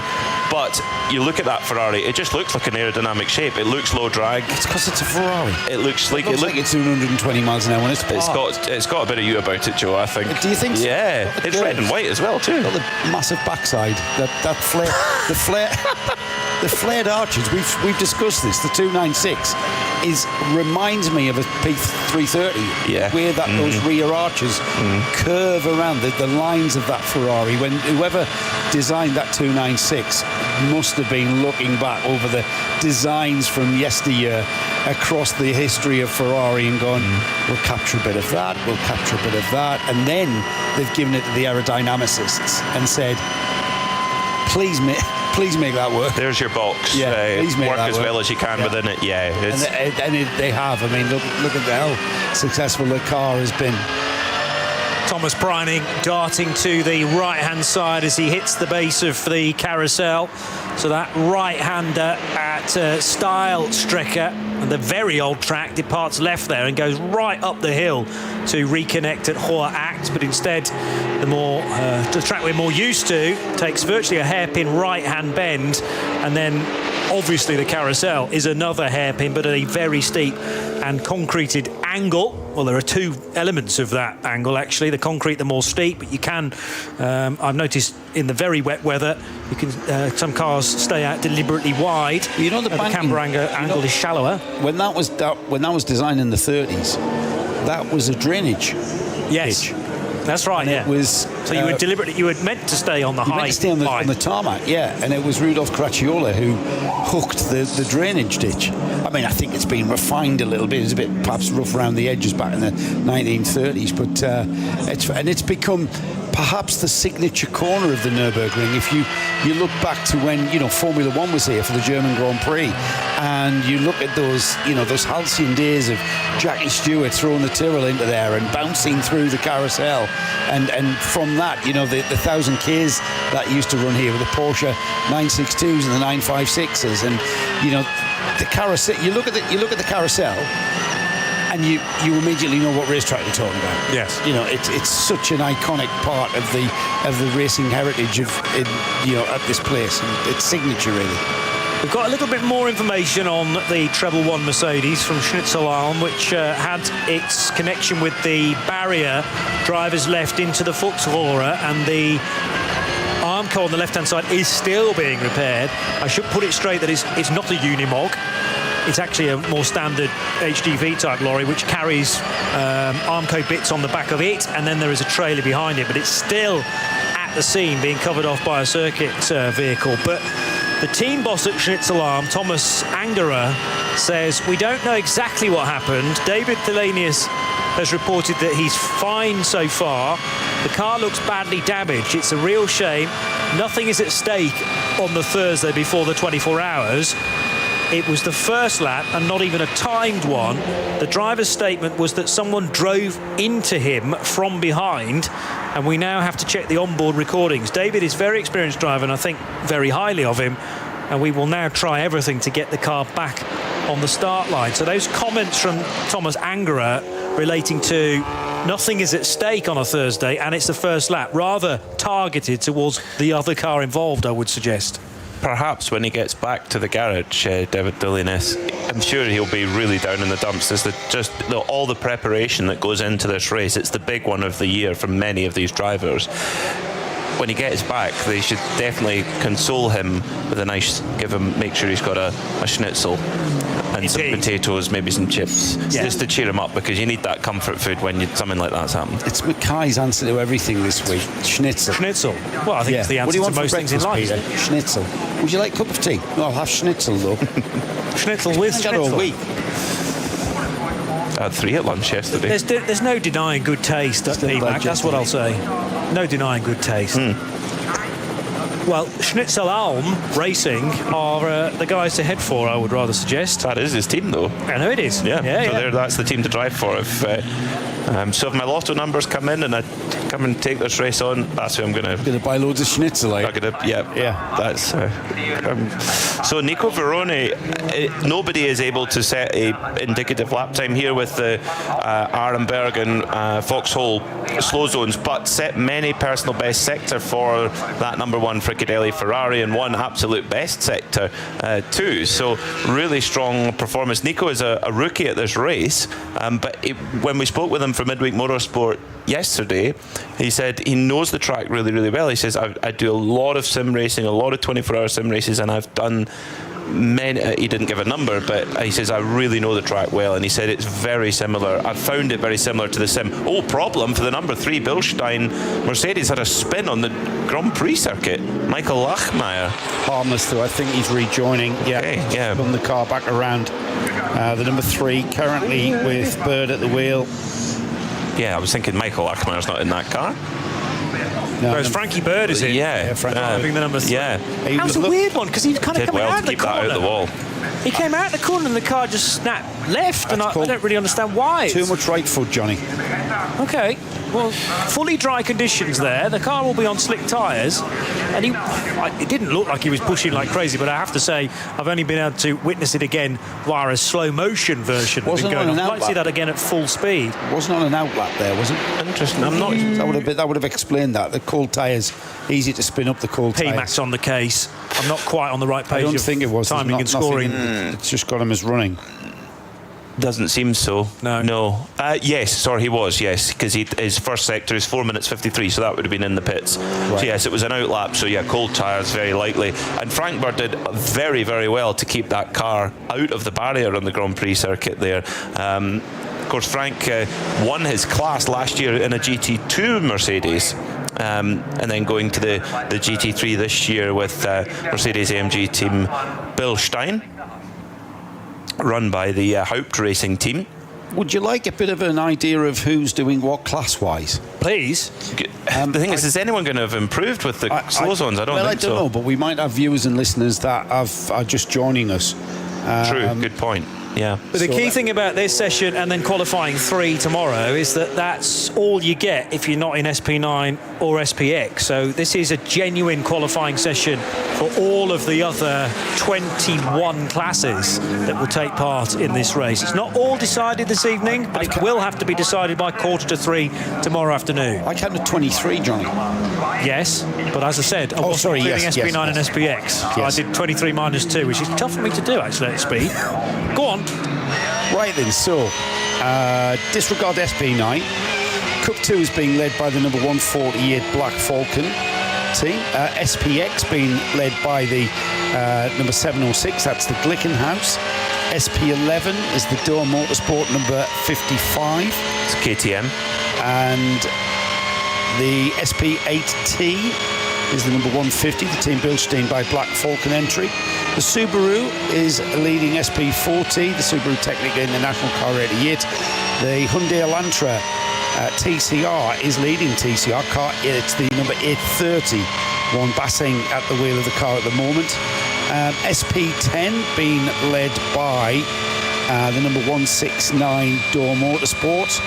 Hofer Racing by Bonk Motorsports leading the AT3. That's the alternative fuels class 3 car 888, and the alternative fuels class 2 being led by the number 320, the Four Motors team there. Cup 3 being led by the SRS Team Sorg Rensport car 959. SP6 is being led by the number 207 Hofer Racing, Martin Kroll at the wheel of that car. The SP3T class is being led by car 311. That's the MSC Zinzig entry. The Up to Race BMW is leading the BMW M240i class. That's car 680. V6 is being led by car 416. I've got no information on what that car is. SP7 is the number 80, the Pulseline Racing team. Adrenaline Motorsport team, Manhattan Wheels is leading the VT2 Hecker class. The 416 is leading V6 is a Porsche Carrera 911. Okay. All right, no team name there. VT2 front is being led by the number 486. V4 is being led by the number 711. V5 is being led by Adrenaline Motorsports team Manhattan Wheels. The car number is 444. VT3 is car 599, the Kevin Sports and Racing, and then another couple of teams without team names leading SP3 and SP4. That's car 275 and 152. That's all 21 classes there. 22 classes actually, not involving the SP9 or the SP9X. Excellent. So there's still scope for that to change. Yeah. Has anybody looked at the forecast for tomorrow afternoon between the hours of 1:30 and 2:45? Well, that could be vitally important, because if you don't get another go, then this session is going to be important. We've got a car parked at the side of the road coming into Schwalbenschwanz? It is. Yes, Schwalbenschwanz. It was a BMW. Couldn't grab the number on it, unfortunately. So is that the latter stages of the Stefan Belloff? Yeah, it's heading towards Schwalbenschwanz, and then up to the Kleine Carousel. Klaus Bachler was going to say he was on a strong lap, but no, because there wasn't a clean lap. But he did. Klaus Bachler there, who's just gone through that area in that 33 Vulcan Porsche, which has been one of the fastest cars on the Nordschleife this year, set an absolute best in Sector 3. That's effectively the entire Hatzenbach from Sabine Schmidt's curve onto the Kiddelbacher hole. Interestingly, this morning, the Manthey Porsche was fastest through that sector. So Hatzenbach is Porsche country right now. Weather forecast for tomorrow, gentlemen, is to be dry by 1:25. We are going to get a douse of rain about 11 to 11:30. We're going to get some light rain. That's going to last probably about an hour by the looks of this satellite imagery. So between 1:25, 1:30. What time's the session start? 1:30, isn't it? Yes. 1:30 and 3 o'clock. There's going to be no rain. And then we've got the top qualifying course. That starts at 5:30, and at 5:30, gentlemen, there is going to be no rain. So we could have a clear, dry shootout. Yeah. Oh, yes. And we may start Q3 with a damp track, or if the sun comes out, and it looks like the sun could come out, that could have dried up by the time we take the track. That's going to be super exciting, because effectively we could see the track get quicker and quicker and quicker all the way through that qualifying session. So it could be last over the line job almost. That's how dynamic this circuit is.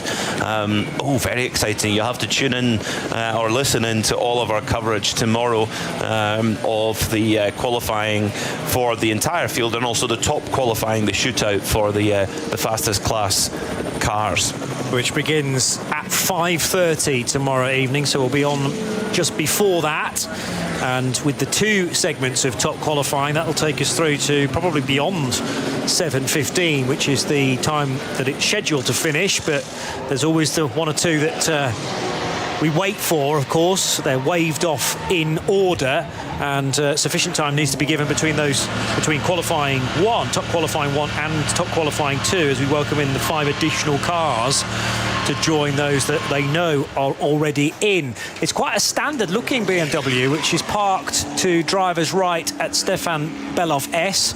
Maybe 2 digits, but it's a bit too dark, and the car not quite at the desired angle for me to identify that silver and very standard looking BMW. In the meantime, as Peter Mackay tries to identify it, Maxi Goertz gave a brief interview to the press after he clambered out the number 4 Bilstein Mercedes. His quote: "The first few laps were under normal conditions, but there were 2 very long full course yellow phases due to accidents. The times will certainly be much faster in the next few laps. The car feels good, that's the most important thing, and now we're trying to get into the groove and check out the opponents a bit." So they're obviously looking elsewhere on the timing screen to see how they behave. We don't need to risk anything because we're already qualified, and we're therefore concentrating on setup.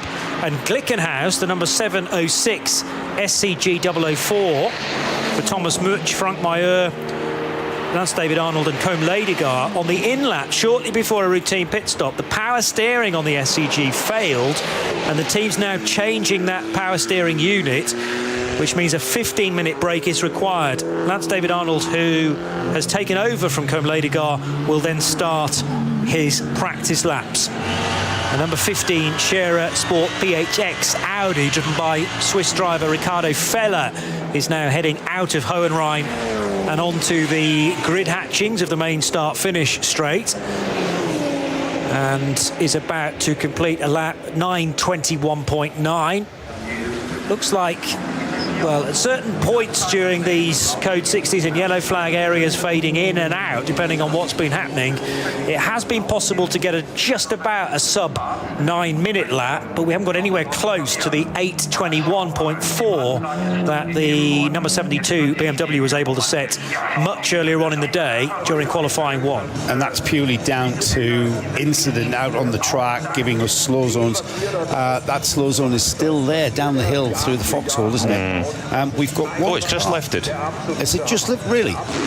It's just a yellow flag now at Arenberg. So amazing job there from the track crew to get that all cleared up. We now have a clear racetrack, folks. For the first time in an hour and 18 minutes. Schwalbenschwanz develops a slight slow zone there. We've got one car that hasn't come out this evening. That's the number 88. It's the Subaru Technica International. It's the Subaru WRX. That's currently leading the SP4T class in 40th place overall, and that hasn't posted a time at all this evening. Waiting for it to rain.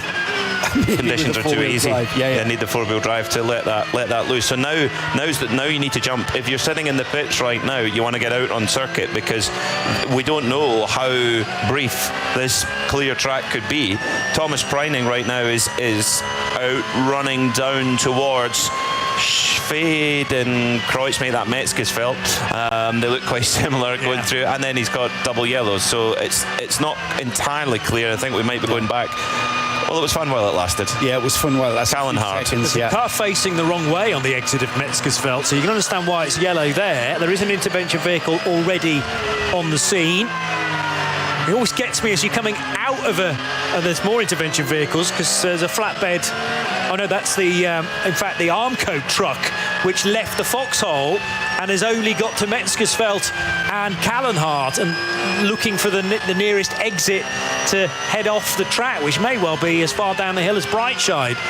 So it's going to take a little while for the HGV to visit that scene. But yes, having got out of the gas, and therefore you're going through the double left-hander at Metzgersfeld much slower than normal, Thomas Preining then accelerates at a sort of random point and then automatically knows where to hit the anchors at Callenhard. He might never have braked at that point ever in his life before, but these drivers just seem to know through a sixth sense.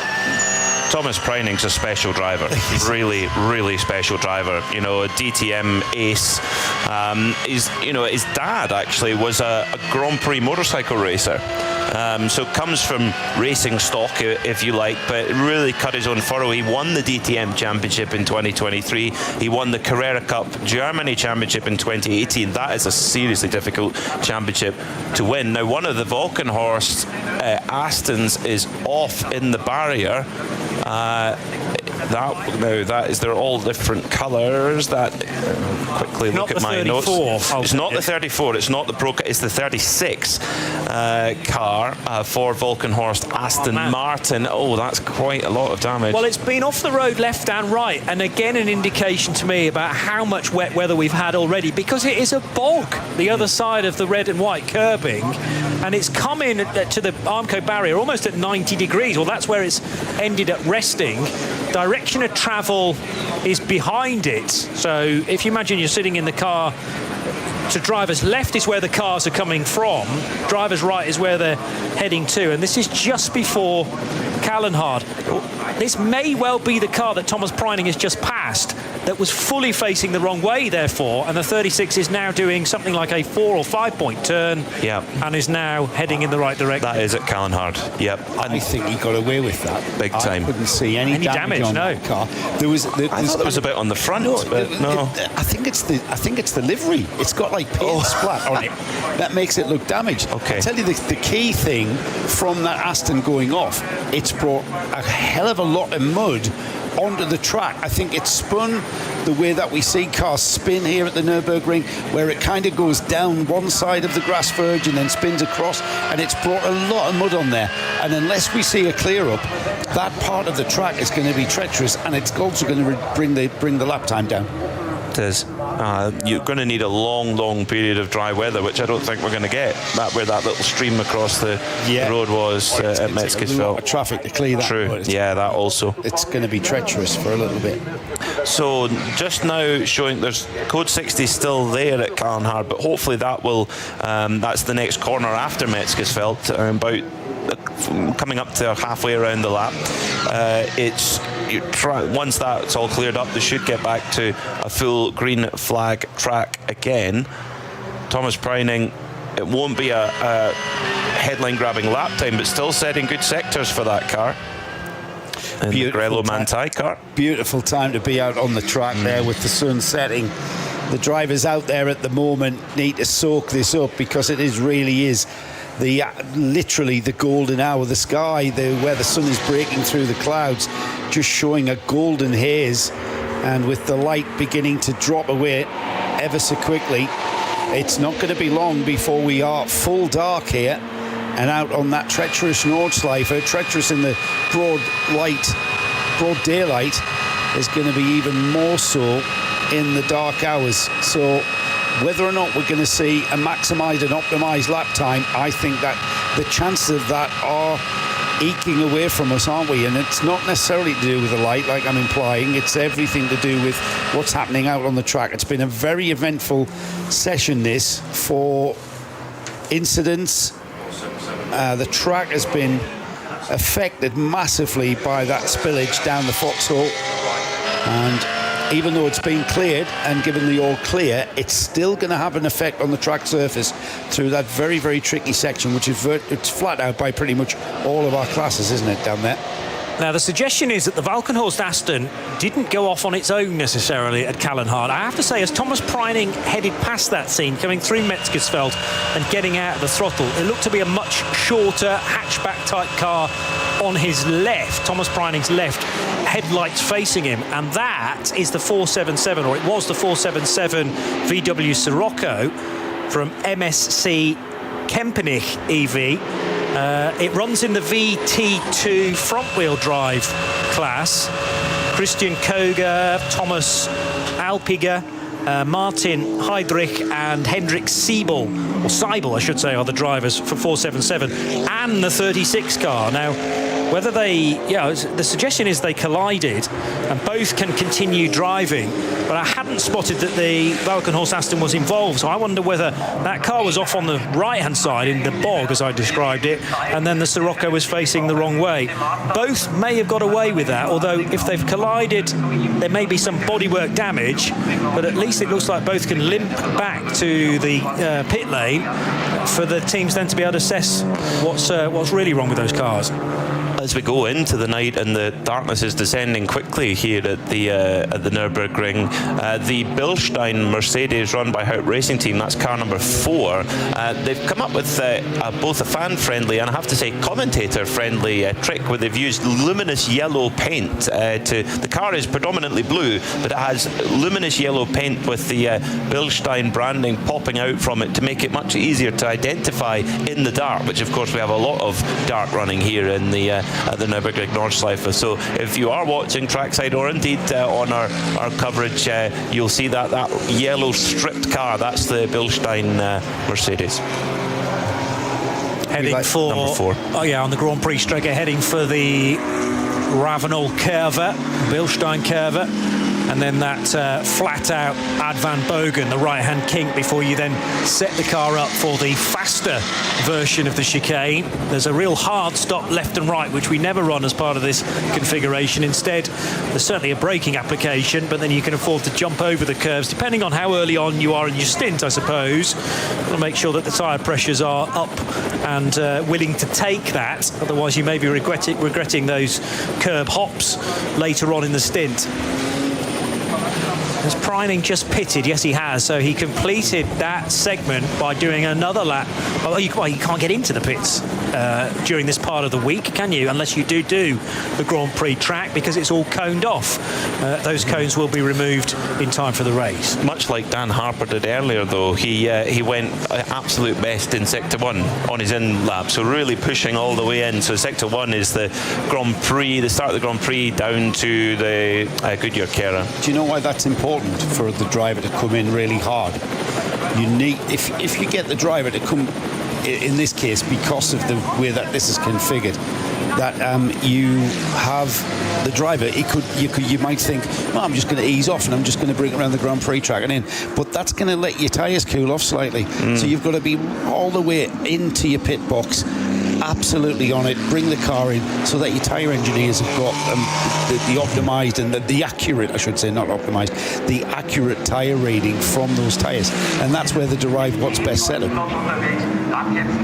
Yeah, and all these elements have to be thought about. And the last thing you want is someone sort of losing concentration as well, with still the full Grand Prix track to do. Good point as well. I mean, drivers get into a rhythm, don't they? And as soon as they start backing off, and it's easy to make that mistake because you get out of your rhythm. I'm going to say it quietly. You can blame me. We have a clear racetrack again. Last time I said that, didn't last very long. I'm sorry, we don't. We have. Well, we have a full green flag racetrack. We may have full green, but we've got a recovery vehicle that's making its way back to the paddock, and it's on track at the moment. But we still have a green flag. Both statements are true. That's the Nürburgring Nordschleife. You can go by at full speed. You can't go side by side past an intervention vehicle, but you can go at full racing speed. It's like a moving yellow flag, isn't it? It's a white one flag. of the things you got to adjust to watching and listening and even driving here, particularly driving here at the Nürburgring. I think I'm right in saying that yellow flags don't pursue an intervention vehicle like that. It's only the white flags, isn't it? If it's an Armco truck, for instance, looking for the nearest gap in the fence. It's certainly a yellow light. It's got yellow flashing lights all over it. But still, I mean... You don't have to show to the stewards that you're backing off. As long as you're being warned that there is a slow vehicle on track, you would treat it like a slow race car that had got a problem. Which is, again, what are we doing here, folks? Well, absolutely. And I remember a few years ago having a conversation with Rob Huff. We were actually on the tunnel on the way back from this event. And he was describing, he said, I've probably got a season's worth of close shaves in one weekend of racing here in 24. And he was, stuck the film under the chin many times, coming over blind brows. There's a recovery truck making its way around. No yellow flags, just as you come over the brow. There's the bright flashing yellow lights from the truck itself. And this is going back to how fit you have to be, how focused you have to be, and how concentrated you have to be. So it's, when you wake a driver up at 5 a.m. and say, all right, mate, wake up, and you're in the car in 20 minutes, you really have to be awake and very well focused and concentrated. At the best of times, even more, 100 times more so, here at the Nürburgring 24 Hours. It's a phenomenal challenge. Rob Huff, fresh from another British Touring Car Championship win last weekend at Snetterton. Yeah, he's back with 20 years on from his previous one, so he's been away for a little while. But competing this weekend in a Porsche, but in the classic race, in the Youngtimer race. In an RSR, original RSR. So really excited to see what Rob can do there in that event. Starting to now get a little bit of indicative times at last in this session, the first of which is Maro Engel, car number 130 for Get Speed, Mercedes-AMG, an 826 flat.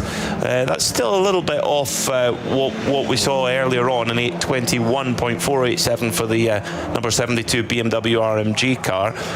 So that's the best of the day so far, but I think the more that we get, the more green flag running we get, the better.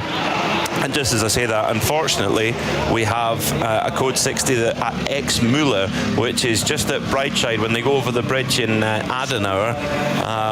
Code 60 there, and unfortunately, we'll try to find out why. But there goes the all-green track. Didn't last very long, did it? It didn't. No. You could get lucky. You could get lucky. You could have been on a lap, got by, and then the incident happened just behind you, and then you're okay for another 9 minutes. That is true. Or so. It's true. It's been a very messy session, this one. Also getting word of the team Advan by HRT Mercedes for Dennis Fetzer, Hubert Haupt, Ralph Aron and Salman Vega. That is driving slowly back towards the start and finish straight, so trying to complete its lap, but it's also had an impact in the Metzgersfeld area.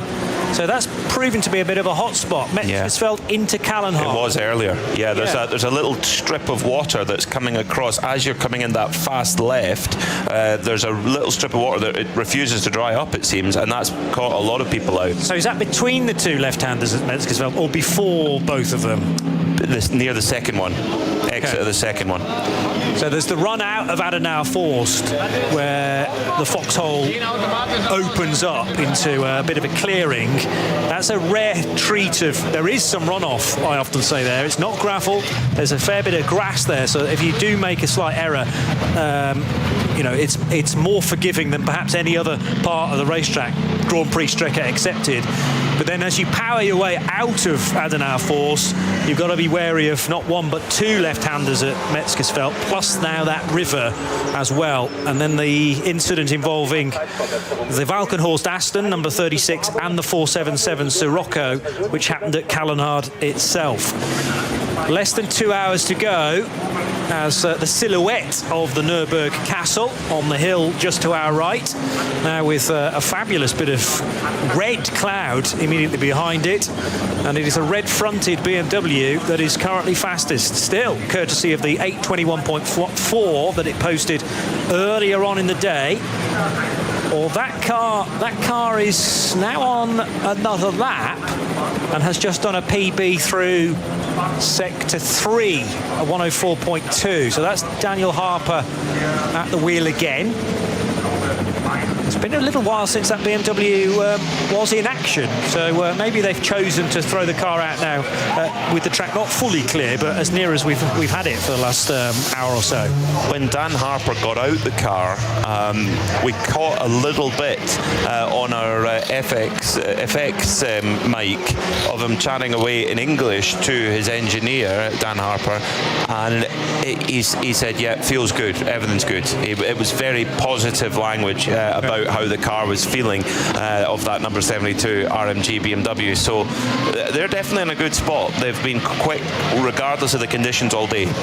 Yes, which is, you know, fabulous to have a car that will adapt and behave, because so often around here, yes, it might be raining, but it's not necessarily racing at all the corners around this track. Are we seeing any powder being kept dry for qualifying? Lots of. Oh yes. Yeah, we're seeing a bit of sandbagging, are we? I wouldn't use that word personally, but I think there's definitely powder being kept dry. But you could say that means the same thing. Yeah, it doesn't matter. Is there a point of that? I mean, can the organisers step in and adjust the balance of performance at this stage in the weekend, going into tomorrow when it's, you know, all important? I thought the data retrieval was that good these days that they could actually work out that you weren't giving it 100%, and therefore they're not going to make any knee-jerk reactions to say, oh, they need a bit more of this or a little less of that. They kind of know now through throttle traces, through braking application, whether it's all being done in the right places or not. Maybe. You know what, racing drivers at this level, though, you say, you know, all right, not so much around a track this length, but you say, all right, I need 2-minute 14s from you, 2-minute 14.4, and he'll give you 2 minutes 14.4, might be a 2-minute 14.5, but it'll be 2-minute 14.4. So these guys are very, very clever, very clever. The 11 car is another one to watch during this lap, because that's lighting up in green. That's the Schnitzelon Racing Mercedes that is second fastest so far. Marcel Markiewicz. 911 still up there, which is the Grello car of Thomas Preining.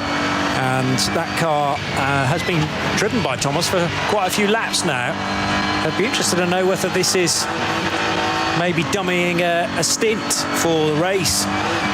It's not quite long enough yet. I mean, what are we talking for a stint length? Because you can get up to 8 laps in an NLS race. It's a slightly longer lap around here, but I don't think long enough to mean that it would be down to 7 laps per stint. It's still 8. You can get 8. Yeah, we occasionally see a little bit of 7-lap stints and a little bit of playing about with the stint lengths because of the way the minimum pit stop times work in the race. You effectively if you stop. At the race start, if you stop later, so say if you extend your stint from 7 to 8 laps, your minimum pit stop time goes up by 21 seconds. But you get it back all the way at the other end of the race, whereas the later you stop, the shorter your minimum pit stop time is. So you can make your investment early. It's a little bit like doing your homework on the Friday night, so you've got the whole weekend to enjoy, or you cram it all on the Sunday.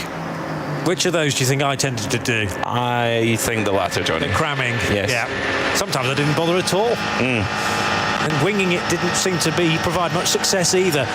Daniel Harper, on the other hand, has done all the homework necessary within his BMW Junior program, and now moving to the 72 crew in BMW M Team RMG.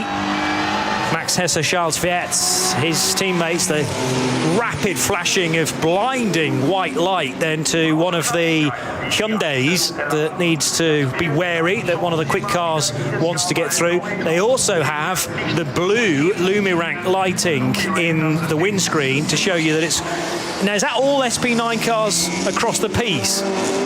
And SPX cars, in fact. So SP9 and SPX have the blue Lumirank coloured number in the windscreen. All the other cars in the field, if you're not in SP9 or SPX, white. But what they've done is, previously you used to have the white Lumirank and then a separate blue light that we used to say it was almost like the police closing in on some of the subcategories, but they've combined the two now to make it even easier to digest and work out. Joe? Just monitoring this number 72 BMW of Dan Harper. Dan started the session, did 15 minutes, which was 2 laps, would you believe. He then handed over to Charles Verts, who did about half an hour, just over half an hour. And now Harper in the car, he's done about 14 minutes in the car. We've yet to see Max Hess, who we, again, plenty of time, but we're not really seeing any need for any real sort of go at an optimum lap here, are we? No, certainly not in the SP9 and SPX class, because it's not them that are worrying about that. In the Cup 2, which is kind of the next quickest class, Black Vulcan team, they are car number 148. Interesting.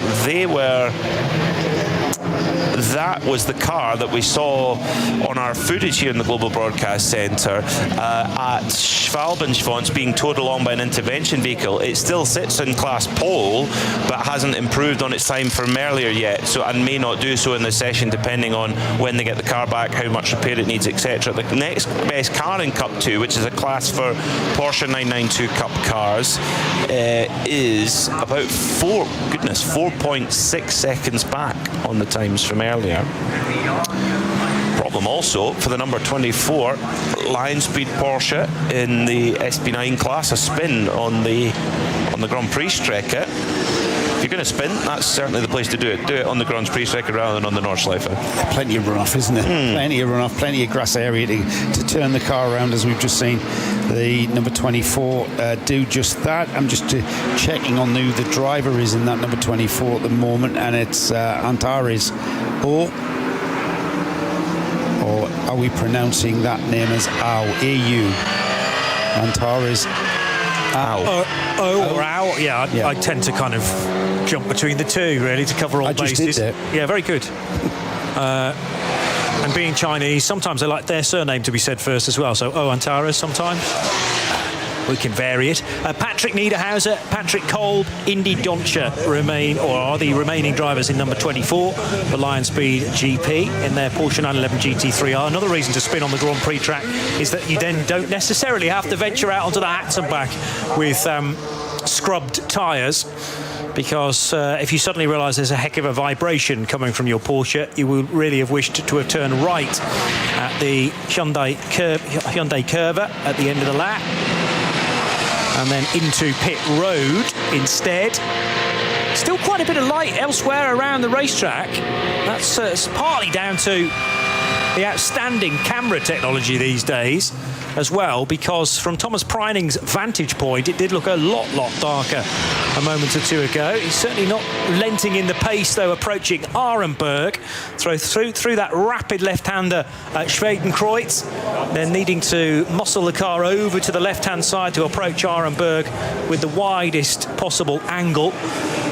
Some concerns possibly for the number 15 Audi from Scherer Sport PHX, because it's in the garage with 1 or 2 team personnel around, as now it's very, very busy later on in the lap for Joel Eriksson in one of the 2 Vulcan Porsches. This is heading down towards Brunchen, and he had to keep the tightest line possible there to duck underneath a couple of slower cars. I say that very much in inverted commas, because they're still certainly powering on, approaching Eiskerve, Eschbach behind them now, Brunchen, Flatsgarten to come, and then Schwalbenschwanz, I should say, right after the Stefan Beloff S. Are those moments when you're utterly surrounded by traffic and you just have to keep on the straight and narrow, try not to be flustered by it too much, and know that storm will pass eventually. We could be about to see a very, very fast time from the BMW M Team RMG car of Dan Harper. He's just put 4 purple sectors in a row, 4 absolute best sectors. So that BMW really liking these conditions. Dan driving it beautifully.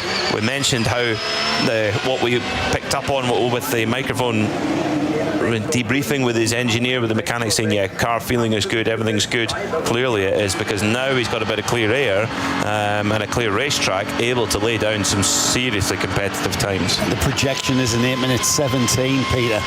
That's what the projection of these optimised sector times are telling us. Whether he can pull that off, if you match all of the optimum sector times throughout the field, it comes to an 8 minutes and 15.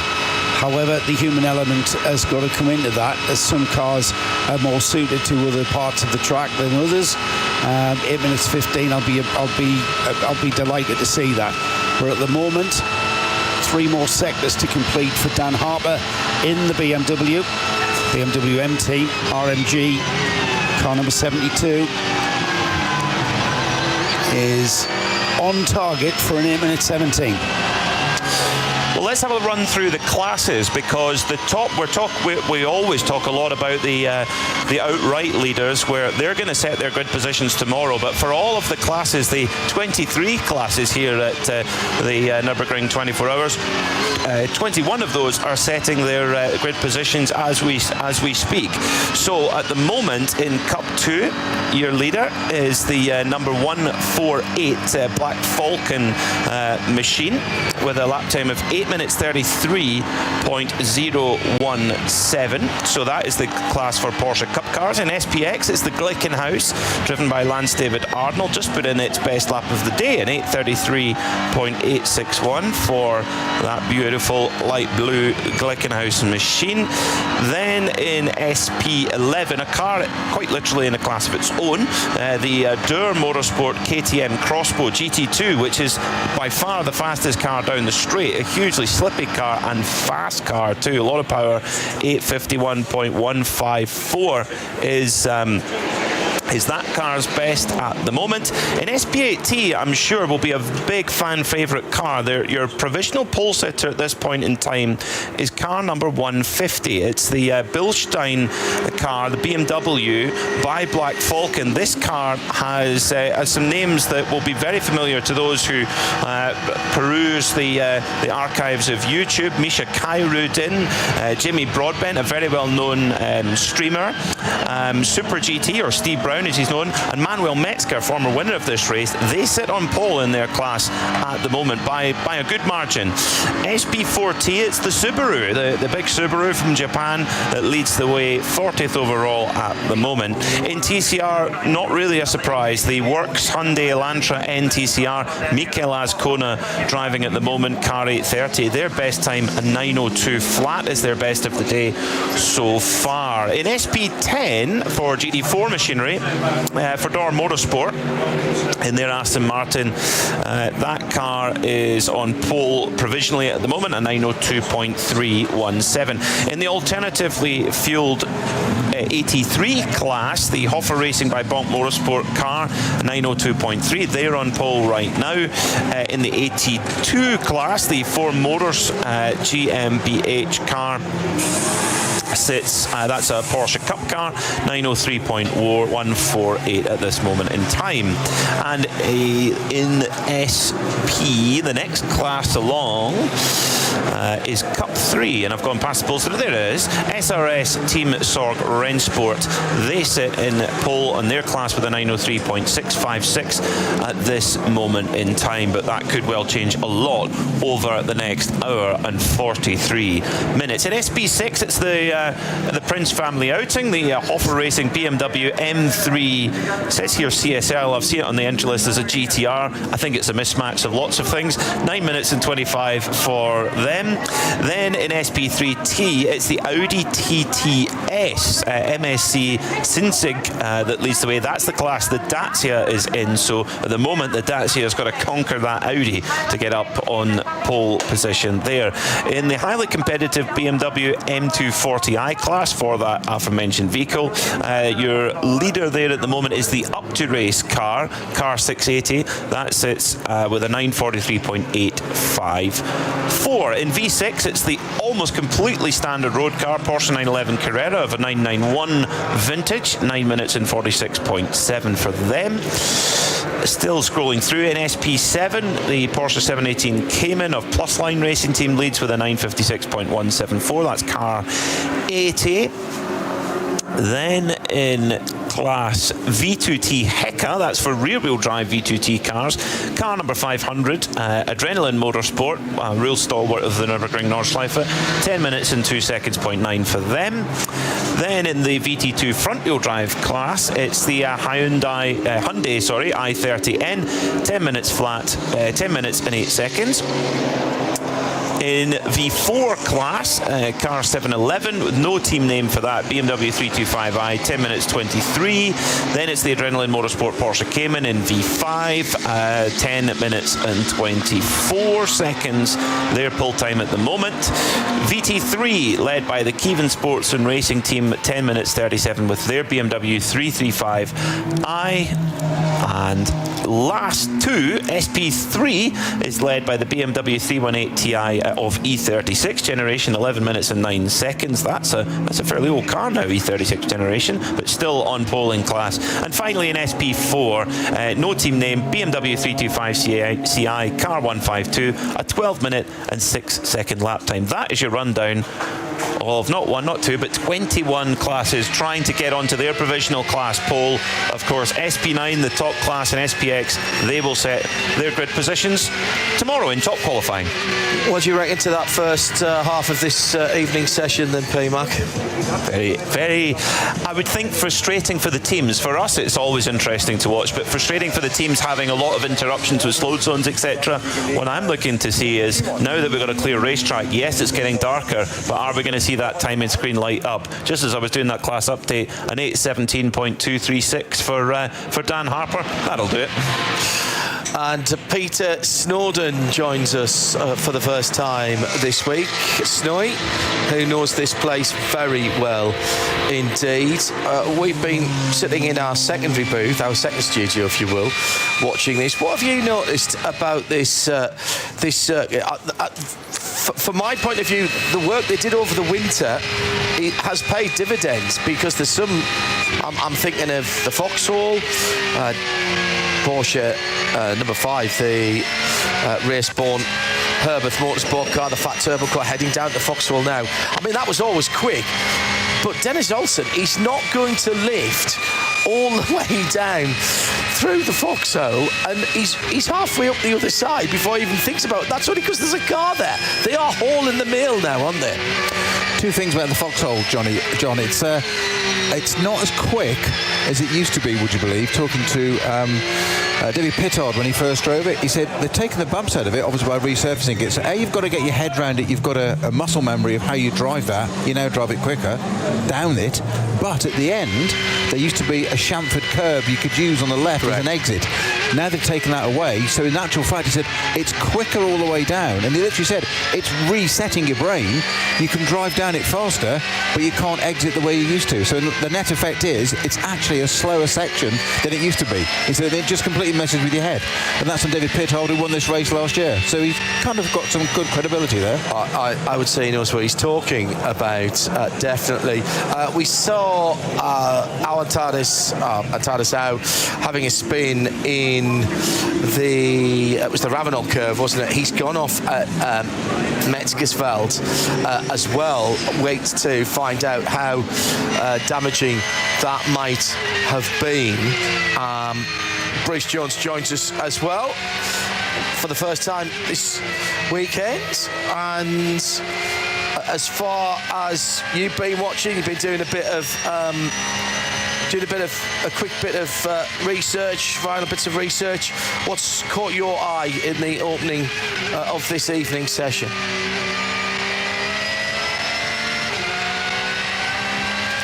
Frustration for a lot of the drivers, the fact they managed to get a couple of laps in at most, some of them only one flying lap, then they had to sit there for an hour. But to me, you suddenly had the drivers release and Dan Harper being popped back in the car. He'd set the initial pace, and then an hour and a half later, got out, nailed it 4.5 seconds quicker than anyone else. Of course, we've watched Dan Harper over the years on the Nordschleife, and he's been mighty, the young Ulsterman.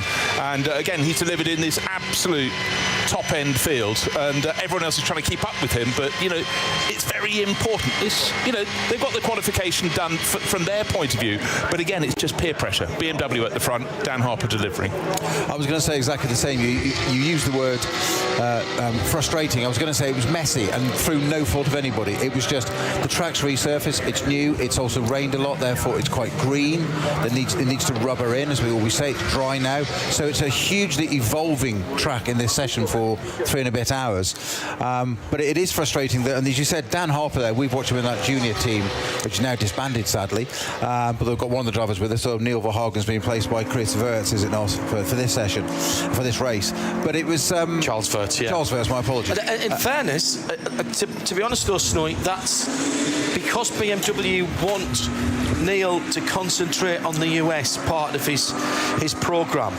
So that's not to say that he's not any good here, quite the reverse. But there is a race in the States this weekend as well.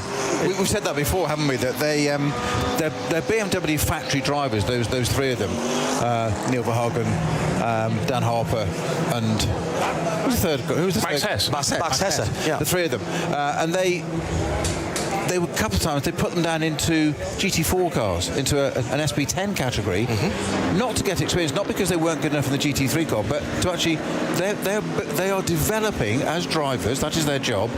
The product, which is BMW's product. And it was interesting, they said that they learnt a lot more by being involved in the different classes of cars. The Dacia's just had a moment, and it hasn't had an off as much as it just ground to a halt. That new turbocharged engine had no fire for a while. It's going for a while with no lights. The headlights have come on, but I didn't see the tail lights. I was just going to say, not sure the tail lights are on. A bit worried about that. Dan Harper, whilst we were doing that changeover, if you are just joining us, first person to beat the team's best time of teams that had times to beat. Remember the defending champions here, the defending winners from last year, the Fricatelli 296 Ferrari, had all of their times disqualified from the early session today. They had too much turbo boost on that engine. Same problem for the Aston Martin 177 from memory. And another one of the Astons has been put to the back of its grid for speeding, back of its group, should I say, for speeding through a 60-kilometre zone as well. I think that was a 176 actually. Again, I'm doing that from memory, sorry, as I'm just waiting for the computer to drop back in. We still have just on an hour and 35 minutes of this session to go. Official sunset was about 25 minutes ago, and it's properly dark on quite a lot of the sections of the Grand Prix circuit and, of course, the North Loop, the Nordschleife. There's not a lot of extra lighting around here. On the Grand Prix circuit, yes, a little bit because of the fact there's people on the infield, Peter, but out in the woods, it's properly dark. Yeah, but I've got no sympathy. From the days when I did this, they've got proper lights. No, we had wet candles. Sorry, they've got proper. Didn't you just wear a miner's helmet with a with a little lamp on your head? I'd hoped you'd never seen that. But no, it hasn't bothered Charles Wirtz, by the way. No. He's just dropped to a little bit, same second, but a little bit quicker than Dan Harper. Just absorb that for a minute. A little bit quicker than Dan Harper in a Works BMW M4. Well, he's been driving that car all year, Bruce, with Team WRT. He ran Valentino Rossi very close a couple of weekends ago. I thought Rossi actually, that last stint of that sprint race was absolutely superb from Rossi. He's really going on. Charles Wirtz has got quite a bit of experience now. He's no longer the kid. No longer the kid who stood at the back of the garage. He'd watched a previous kid who stood at the back of the garage, Dries Van Tor, step up and start starring. And of course, it's his father's team. And then he stood up. First time I met him was the FIA Motorsport Games in Bahrain. And this tall, skinny figure steps up. I thought, well, yeah, you're playing with the big... Oh, you've put it right at the front of the grid. Oh, OK. Very well done. Here, though, you were just talking about the level of darkness and the degree of darkness. A lot of the shots, as we look around the outside of the circuit, you have a car, and then it's always lit by other people's lights, and the lights from the fans in various pockets around the circuit. But when the Dacia Logan suddenly went around and just pulled to the side of the circuit, you thought, oh yeah, have we got tinted windows in the commentary box? You know, we have suddenly gone from a vestige of light to practically none. Yeah. The only light is now the headlights, and it really has gone very quickly. And bear in mind, about midday here, and in fact slightly earlier, it was tipping with rain, and then even early, 5 o'clock in the afternoon, it was still drizzling, but we're properly dark. One thing that's quite good is the Dacia Logan has made it back. It has made it back to the pits, and that car completely reshelled after the huge accident that they had here last year. They've changed the engine, so it is now a turbocharged engine, so it's gone up to SP8T, so it's in a class that it's never going to be competitive in. This is not about anything else than getting that car to the finish. I understand the controversy, and there was a lot of... Oh, hang on. Even I know that Joel Eriksson there wasn't quite on the right line as he was going into the Grand Prix circuit, but he's back on track now in the Vulcan Motorsport number 44. I understand the controversy that car causes round here. I don't really think it deserves the vitriol that we saw last year.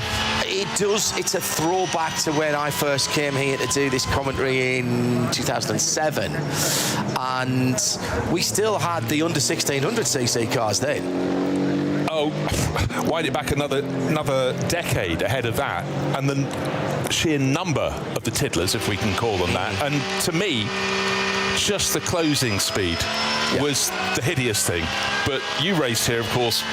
What was the first year you raced here? In 24? 18, no, I can't remember exactly what it was. It's the man with the white red flag walking in front of you, isn't it, Peter? Well, I was just looking at Charles Wirtz there, and he wasn't born when I first raced here, so let's just say that it's over 25 years So what were you racing around here, Peter? What were you in the top class? First one was Mitsubishi Lancer Evo 6 or 7. So that was an all-wheel drive. All-wheel drive, rally art prepared car, basically. They did a rally art tarmac stage rally car. And what was the top class then? What were you racing? That would have been a top class car then. GT1s. Right, exactly. Exactly, GT1s in those days. Yeah, big stuff. Aston Martin with the four-way flashes out on the circuit, and that's... well, lights are still on. It's just beyond the Decra Bridge, and the lights are still on, the four-way flashes are still on, but I don't think it's got any forward motion. It is one of the GT4 cars, the number 176 in SP8T. You see, that's the Dacia Logan class. That's what they're racing. You know, when you were just saying that, I was just double-checking what was it also an SP8T, and I lighted on those cars because at the same time I was just double-checking if it was 177 or 176 that got the turbo penalty, and it was the 176, which is shared by Arne Klaas and Erik Ullström from Sweden. Renzo Rocco, he's short for Rocco di Torrepadula, of course, and Jörg Fiban. Just finish on the Dacia Logan, and you've mentioned a couple of things. You mentioned closing speed, and having experienced this. My view, for what it's worth, on the Dacia Logan is it's a fan favourite. You're absolutely right, John. I don't think it deserved the vitriol it had last year. I'm glad everybody survived that. Oh yeah, escape. absolutely. That's the most important thing. The only thing I would say is I think it's got a place here. It's got a lot of fan base. It's great in an NLS 4-hour race, which is daylight. Add it into a 24-hour with darkness and closing speeds. I think it's unfair to the crew in that car to have the speed differentials you've got, which we witnessed last year. It's almost like Monaco Grand Prix. It's not the circuit's fault, the cars are too big. Yeah. It's like, is darkness the place for that car? And it just, I mean, on the other side of that, all hero to them for actually going out and doing it. But maybe it's quicker this year than it was last year with this change of engine. But also, the problem is everything's getting quicker. So you talked about the GT1 cars in the days that you were there. So they would come round past you pretty quickly, and you weren't hanging about. The slowest cars were probably the three-cylinder Daihatsu Charades and the Suzuki Swifts and things like that. I remember those cars still being here. And the VW Transporter was in the race. Yes, I do remember that one time. The first time I came across that, I honestly thought it was an intervention vehicle, then realised it was actually liveried and got a number on it. It was like, why is there a Transporter on the track? And there were Renault Clios and Ford Fiestas. Yeah. In number. Yes. That's the thing. Yeah. Absolutely, plethora of it. The spread in those days. But what we've got now at the front of the field in these SP9 GT3 cars are every bit as quick, if not quicker, Peter. 100%. Than the GT1 cars were. And they are very sophisticated. That's progress. That's progress. Exactly. 20 years, let's call it 20 years for an easy number. 20 plus years on, GT3 cars now are as quick. What were you lapping sparring in the GT1 when you were running the, let's say, the Lister or something like that? The Lister, our fastest lap was scary. This actually that's off the top of my head, a 2:16.4. Right. In a storm, but that was 2002, 3 and 4. Right. And what were you lapping around? What was your fastest lap around here? Then were you doing sub 10 minutes just? It was, yeah. It was just. Yeah, I think it was about a 9:30, I think. Right. To my head. So that was hauling in those days. But of course, there's also a difference in technology. That we've got better lights now. Oh yeah. But you've now got paddle shift sequential gearboxes that are super reliable. Yes. You just pull the button and go up and down and don't think about it. Yeah. We had H pattern gearboxes. Yeah. And then sequential on the list on the GT1s. No ABS. No ABS. No traction control. We did have electric power steering when it felt like it. It didn't used to work on a day that ended with a Y in it. Yeah. Yeah, if you get my gist. And it was, and that's one of the biggest things that's happened in that 20 years of progress technology is reliability. Oh, because what that means from a driver point of view and a crew running the car and strategizing as well is they don't have to worry about that anymore. They put that to one side. The car is usually reliable. Even at GT3. I'm going to regret that now. Actually, particularly at GT3 level. We're going to have GT3 at Le Mans for the first time in the big race, Le Mans GT3 cars. So very close in specification to what we're seeing here.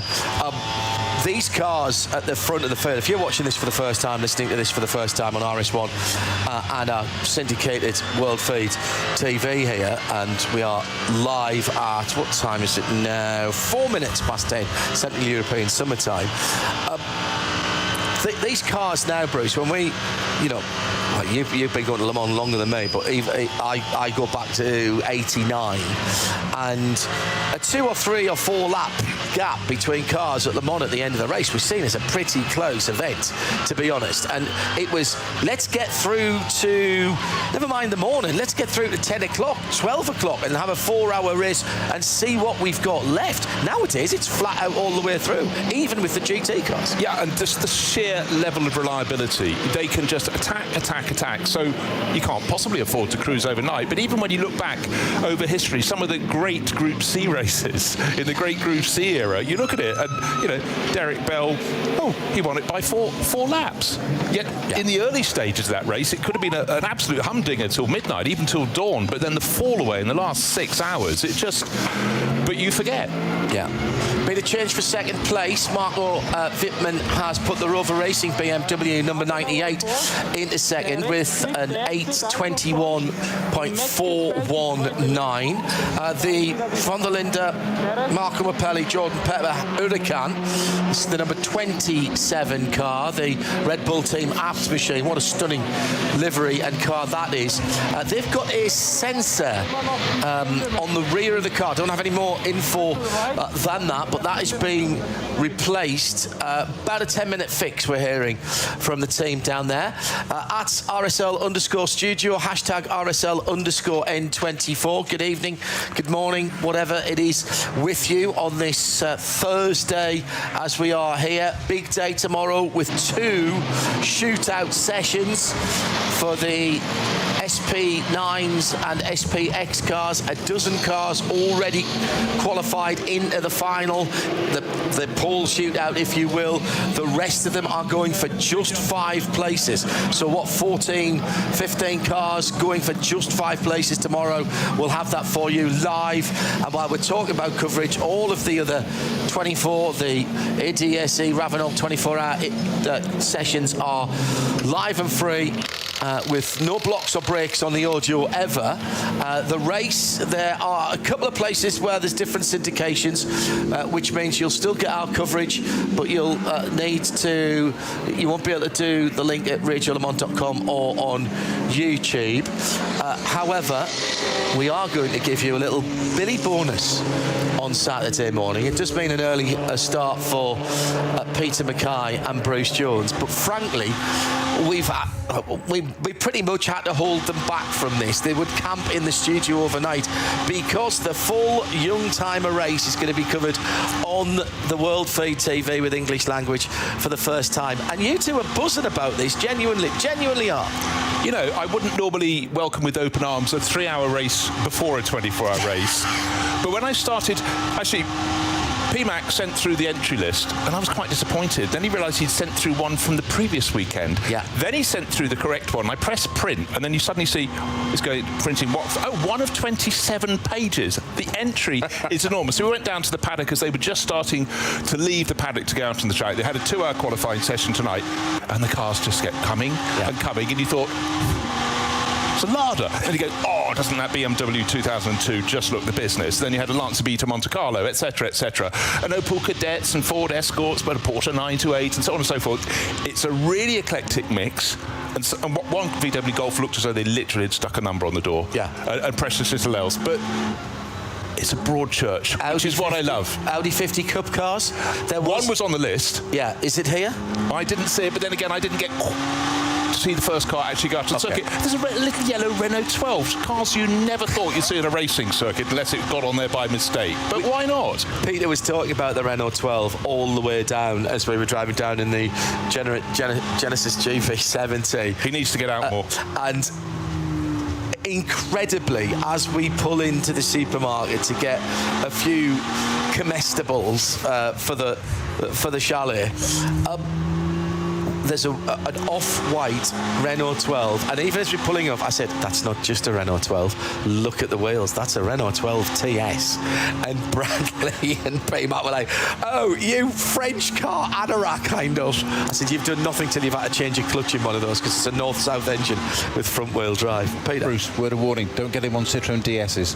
Oh, I don't. I'd have a DS as a daily. Every end of it. Small engine French cars is I think, could be my specialist subject. Panhards. I used to love those little French camping holidays. It's a bit before your time. A bit before my time. Peter, go ahead. You mentioned the Dacia being in the same class as the Aston that was parked. Yeah. It isn't. It's SP3 tier, remember? It's sorry. 2 litre. Sorry. Yes, thank you. Against an Aston. No, indeed. Yeah.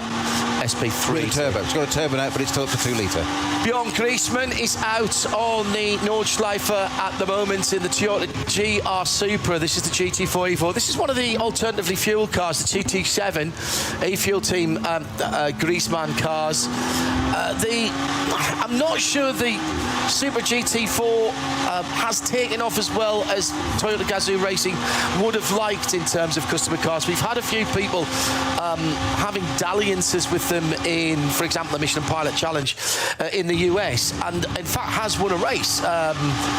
Won at Canadian Tire Motorsport Park last year, genuinely on pace. Which team was that? Was that Smoog Racing? Because they were some of the forerunners. Yeah, they were. I don't think it was them, though. But where's Adam Bonaneda? Okay, but the Supra GT4, ever since its launch, any circuit I watch it on, it looks fantastic. It looks so well sorted and balanced. But hey, I'm not running a team. No. I don't know.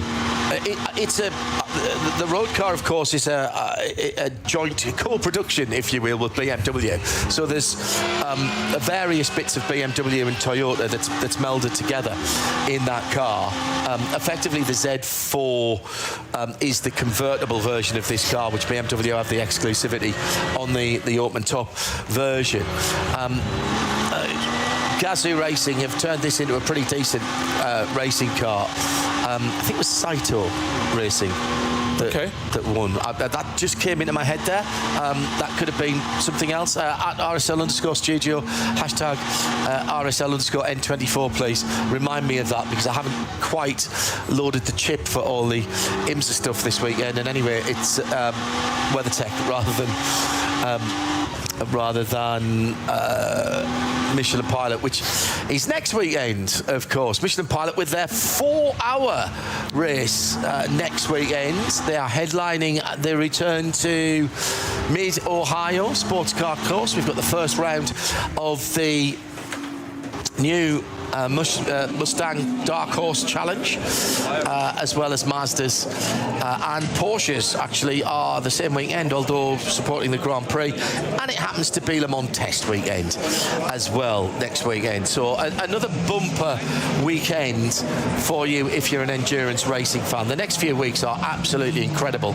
Here we are this weekend with a 100-minute race on the streets of Detroit for the pro classes of WeatherTech, and here at the ADAC RAVENOL 24H the Nürburgring. Next weekend, Le Mans Test and Mid-Ohio and Porsches at Canadian Grand Prix. The weekend after that, we're at Watkins Glen. And the weekend after that, it's the 100th anniversary of the CrowdStrike 24 Hours of Spa. Some of these top drivers now are so busy. Take someone right at the zenith in GT3 racing, Maro Engel. Yeah. Let's give his little programme working backwards. Last weekend he was competing in the DTM at the Lausitz Ring. The weekend before, GT World Challenge Sprint at Misano. Weekend before that, GTWC, but Asia at Buriram.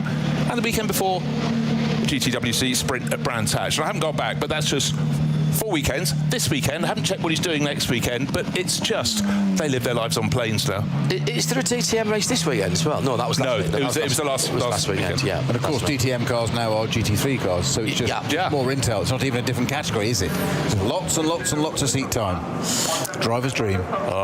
Still miss saloon cars in the German touring car. I have to say, I miss the fire-breathing ITR cars, those silhouette cars, all-wheel drive, modular.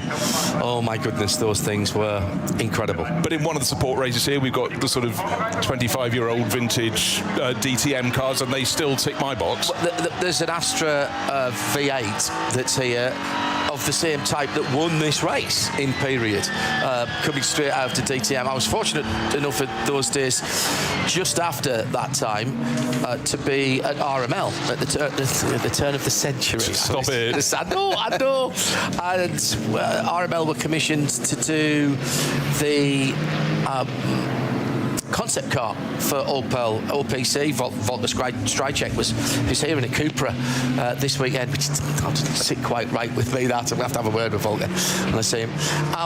And we turned that concept car around in 6 weeks in RML, and that was, I think that was the Calibra Coupe. Well, don't quite go into the teddy bears picnic if you go into the woods today, but if you're in the UK and go down to Mercedes-Benz World at the moment, down at Weybridge by Brooklands racetrack, still never been there. Centre front in the foyer at the moment, they've got Klaus Ludwig's 190E DTM car from 1993. Yeah, but this is where you walk up to it, and for those that all know, look at the front of it, and there's so much camber on it. I thought it was a TVR Tuscan to start with. It's like 7-8 degrees of camber. Then you look inside, look at the driver position. This is the point I was trying to make. They're GT3 cars now. Look at that era. It is 30 years ago, but it's a racing car. Yeah. And I had such a close look at it. I thought, well, is it a body silhouette popped on it? No, it's got floor pans and cross members, and you really have taken a 190 off the production line, and there's a lot of work gone into it. But it's an absolute piece of art. That was the Cosworth engine car, wasn't it? Correct. Yeah, but you know what? The road version of that was absolutely mint. And I sort of expected that sort of performance from BMW with the M3, but that 230E was just so sorted from the moment it came out of the box, and it's still one of my favourite racing cars. I saw a few just nosing out of tents in the paddock. These things excite me, John. It's sad, really, but makes me happy. There's something about taking an ordinary kid's drawing 3-box saloon car, but making it into a racing car. There's something about the wolf in sheep's clothing. I love that. That's why I love high performance estate cars, because it just throws a curveball in. It's like, it shouldn't do this. Oh, but it does. Yeah, take your Audi RSs and the like. Sim Racing Bar Stewart has tweeted in #RSL_N24. He said, I'm tuned in, watching and listening. Hello, SRBS. And just that Dacia it's not a big car, but they had to really squeeze that in. How does it work down in the garages? The minimum amount of cars in the garages this weekend is 3. The maximum is 5 that I've seen up and down the pit lane. Now, years ago, there used to be up to 8 in a garage, and there was one petrol pump between 2 pits. So it's actually a little better than it used to be, and the petrol pumps now have been replaced, so there's 2 pistol grips, one on either side. So that's hugely different. How does it work, sim racing, Bar Stewart? It works by good old-fashioned talking to the people in your pits. You might never have met them before you got here, but Bruce, there's got to be détente, there's got to be some conversation, or at least some hand signals if you don't all speak the same language. What I'd like to know, and I'm fairly sure we went in the garage, did it have 5 or 6 cars? Anyhow, 2 by 2 by 1 or 2 at the back, but how do they even allocate who's got the 2 slots at the front? Is it first come, first serve? Sorry, you're last. You come in from the paddock, you're at the back. But going back to when you think there might have been 8 cars in the garage, there is an element. The cars were quite a lot smaller. Then. We forget the sort of creep of the size of cars. And having to be polite, even as we went down, we went to look at the VW Beetle, the new Beetle, as they call it, from 2015, the RSS. And we had to just wait until mechanics had finished what they could to wend our way from the back of the garage, the paddock side, to the front to see them. So, but cooperation, you know, imagine the small hours in the morning, and you know the sort of law of sod, in that all the other garages will be empty, but your garage, which you're showing, has got 3 other of your competitors all in at the same time. But that will also encourage camaraderie. Because you'll have to work together around the garage. Therefore, you will help each other out, and that's one of the things I love about this type of racing. There have been a number of very good friendships and business deals done by this. The Aston Martin Signet would never have happened if Aston Martin and Akio Toyota hadn't been sharing the same garage, and the LFA was there, and there was a chat between the 2 CEOs, and Aston needed to get their CO2 levels down, and the concept, literally at this racetrack, the concept for the Aston Martin Signet,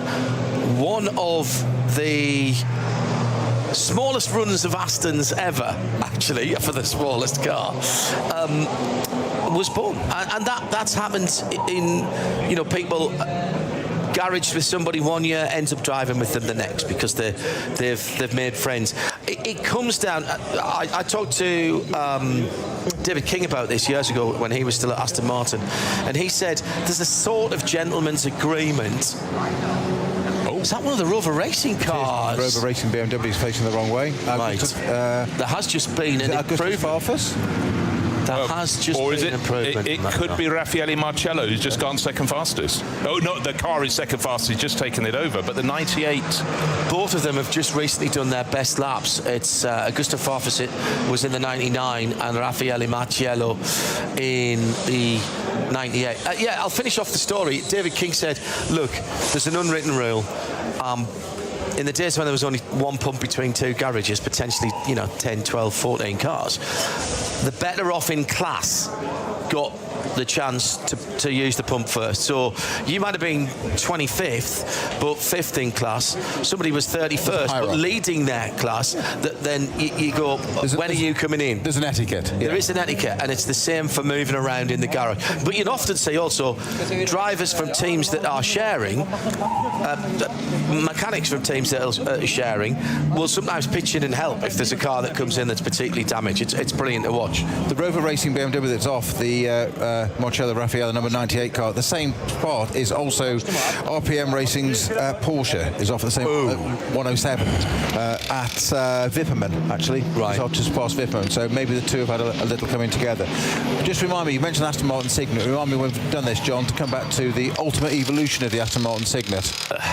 Somebody dropped a V8 in the middle of it. If you know of a chap called Gleb Stefanov, who races a Vulcan, got a Vulcan to roadwork race spec, he did have exactly that. He took his Signet back to the factory and said, I don't want a Toyota IQ with an Aston Martin badge on. I want a Toyota IQ body with an Aston Martin badge and Aston Martin running gear. And they just went, okay, sorry.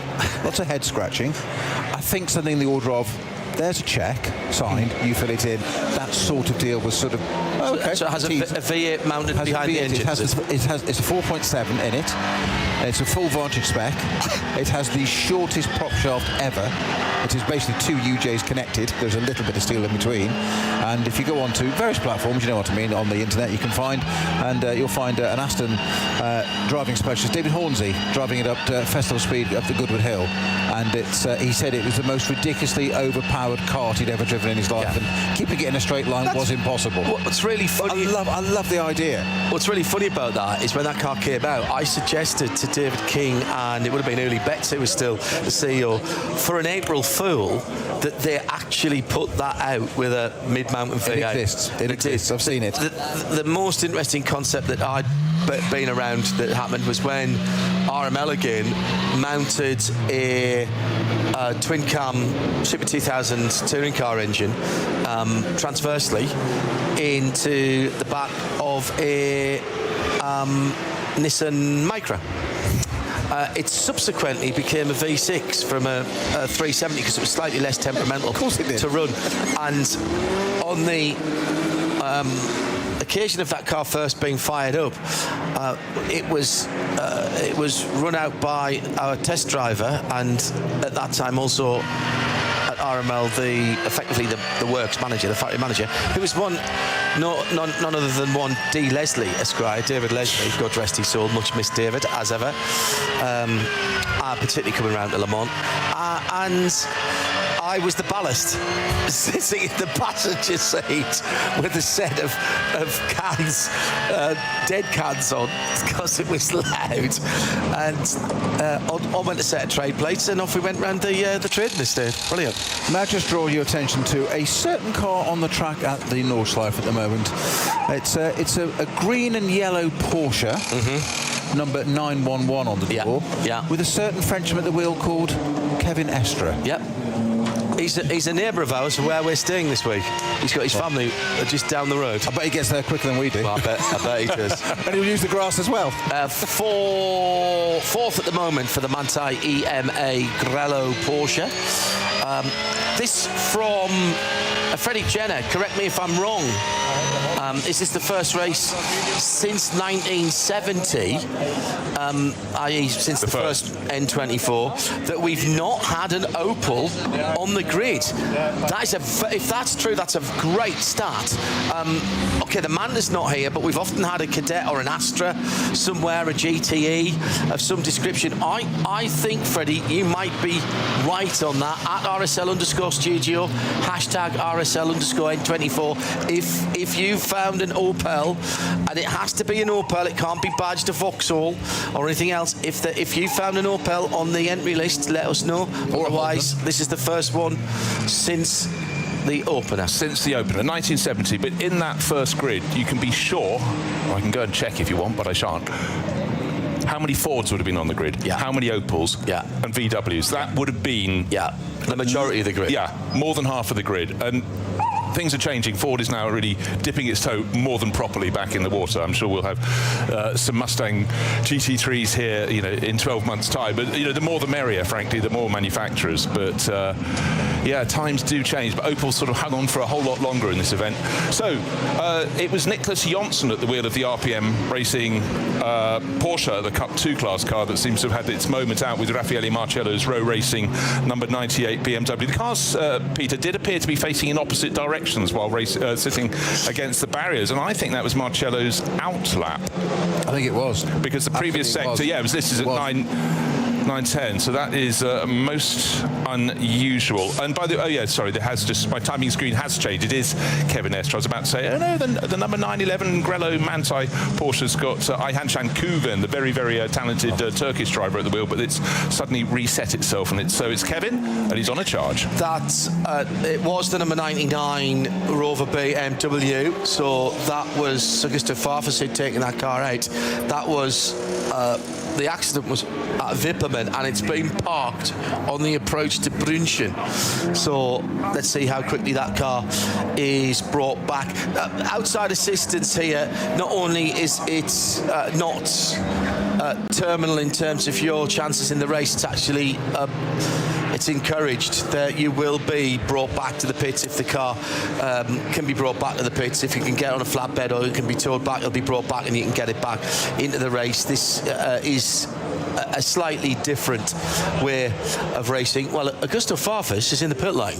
No, I think the 99 is out on the track doing the business in the way it ought to. That's fifth fastest Sheldon van der Linde at the wheel. Marcello has been listed as, actually, it's now listed as though he's running again.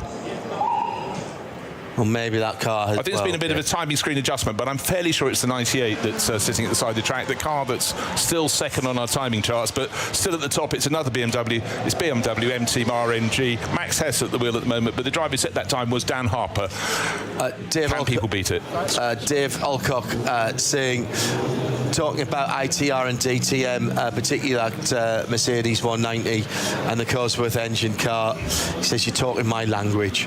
Yes, they were great days, weren't we? Let's have a quick look at the cars that are in provisional pole position for their classes. Remember, out of the 23 classes, 21 of them will be setting their grid positions in this session and the final run tomorrow morning. It's the number 148 in 20th position, the black Vulcan, number 148 that is on provisional pole for Cup 2. The SP11 is Durham Motorsport. That's the KTM Crossbow, the number 55. SP8T is the 150 black Vulcan in 41st position. The Hyundai Elantra, the Manuel Lauck and Mark Besseng car among the drivers there. The number 830 leads TCR in a very creditable 42nd position. The SP4T, STI, the Subaru Technica International, the WRX, the number 88. That car is leading its class in 44th position. Schmickler Performance powered by Ravenol, the 165 is the SP10 leader, effectively GT4 leader. AT3 Alternative Fuels, the Hoffer Racing by Bonk Motorsport 888, the 4 Motors GmbH BMW number 320 leads AT2. Cup 3 is SRS Team Zorg Rennsport in their very Porsche number 959. They're in 50th position. Hoffer Racing's SP6 number 207 is leading SP6 in 74th position. 77th is the leader and provisional pole sitter in SP3T. Now that is the Dacia Logan's class, and that is the 311, the MSC Zinzig EV ADAC machine. The M240i class up to race, still leading that as they were earlier on. 680 is the car there in 80th position. V6, the 416 car. We have our timing screen doesn't show us what that car is, so I'm going to go up to paper here. It's a Porsche Carrera of the 911 variety. Oh right, and that's all it says. There's no team name on that. It's 3 German drivers and Jan Munhauen from Luxembourg, John Lee Schattenboni, Andreas Schatfilzi and Sebastian Ringe from various parts of Germany. So, well done then. I'll remember that then. Plus Line Racing Team, SP7, their number 80 cars in 85th position and is on provisional pole there. The VT2 separated by 4 positions in the general classification. The Rio Drive VT2 is the Adrenaline Motorsport Team Manhattan Wheels, the number 50. Manhattan, René de Boer, happy birthday this week, René. And René de Boer informed me earlier, Manhattan is a bit of a nickname for Frankfurt am Main, because they've got, relatively speaking, quite a lot of tall buildings there, which I thought is fantastic. And they are leading the front-wheel drive class in VT2, the rear-wheel drive class rather. The front-wheel drive class in VT2 is the 486, and again we revert to paper for this. That's the Kevin Sports and Racing. Why is that not on the timing screen then? That's even interesting. Kevin Sports and Racing, who've got about half a dozen cars here. That's a Renault Megane for a Polish squad. Daniel Sawada leading that squad of drivers. 444 is the Adrenaline Motorsport, another team, Manhattan Wheels, 444 car, V5 in 103rd position. Number 711 is the leader in V4, and that is a BMW 325i. 3 German drivers, including including Tim Lucas Müller and Henning Hausmeier and Desiree Müller as well. Rather stalwarts, actually, of this race. So they're leading their class in 104th position. Another Kevin Sports and Racing car is leading in 103rd position in VT3, and that's the 599. So let me just have a quick look and see what that is. I think that's another BMW when I wandered down the pits yesterday. That is, again, a BMW 335i. And the last two classes, SP3 is the 275 and 285, of course, BBC Radio 1, as it used to be. 275 is a BMW 318 Ti of the E36 variety, all German crew. And last but by no means least, in 127th, SP4, which is the 152 car, and that is a BMW 325 Ci coupe version. Again, all German crew, but leading their class. So there's the class leaders. Well done. It takes quite a while, and just the sheer variety of cars you're going through in teams, and some teams take forever to decide on a name. But while you're doing that, I was just checking on the progress of last year's winning car, the Fricadelli Racing Ferrari 296. A while ago I said it's moved up from 54th to 52nd. This is the car that had its times taken away for excess turbo boost. And good news, Ferrari fans, it is moving up the order, but it's still some distance from the top. In 19th place, best lap is an 8-minute 30.3 second lap, and bear in mind the fastest lap overall is 8:17.2, so some way to go. But Felipe Fernandez-Laza, the only driver who was in that winning crew last year who's still there this year, is the driver at the wheel. And I think it's fairly safe to say Felipe Fernandez does know this circuit rather well, day or night. But it's funny, you know, they were really quick this morning. They had the time taken away, very, very quick in a straight line by all accounts, John.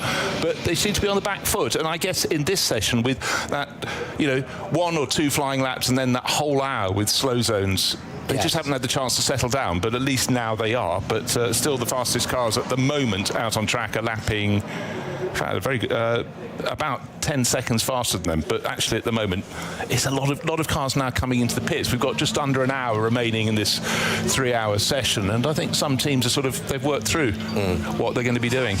A couple of cars that are making their public debuts here this weekend. There's a new Mini, Bulldog Racing, with the brand new John Cooper Works version of the new shaped Mini, the latest evolution of the BMW Mini. I always feel I should shout Mini because it's in capital letters for BMW. Mini! Maxi Mini. Have you seen how big a Mini Countryman is now, by the way? If I had one of them, I'd have to have an Austin Maxi badge on it. I really would. The two things are, you know why it's Mini in capitals, don't you? Because? To differentiate from the original Mini, the classic Mini. And you know why it's so big, the Countryman? Because? The floor pan's an BMW X3. Yeah, there you go. That's what it is, yeah. Yeah. And also the other car that's brand new is the new Mark 8 now. Can you believe this? A Mark 8 VW Golf, the new TCR version of that car. And I said TCR, that is a trim level as well. One of Joe and I's friends from the northeast, Chris Madison, who I'm sure will be tuned in at the moment, he's a big Golf fan. He's got the last version of the TCR edition of the Golf. Very excited that was here this weekend, and that's making its debut. Not the first time this has happened, Bruce. We've seen manufacturers who are normally very secretive about their new cars. I think the new Scirocco a few years ago came out here and raced, and there's been 1 or 2 others down through the years as well. Yeah, they wait until it's foggy in the small hours of the morning, get 4 hours of running, and then when it's daylight, they tuck it away again. But no, I mean, so many manufacturers, if you're not aware of the value of the Nürburgring Nordschleife for motor manufacturers sorting their cars and upping their performance, they do come testing here a lot. And why not? If you've had the testing, why not go racing? And you never know, whatever performance level your car is, going to be someone up and down the grid that quite fancies a go in a similar one. Let's take some comments from drivers who've recently been in cars. Daniel Kylevitz from the number 1, added a a bit of a name there. Sorry, Daniel. That is the Frickadelli Ferrari. He says we drivers are currently doing our laps at night so we can get used to conditions. I drove 3 laps as he has to.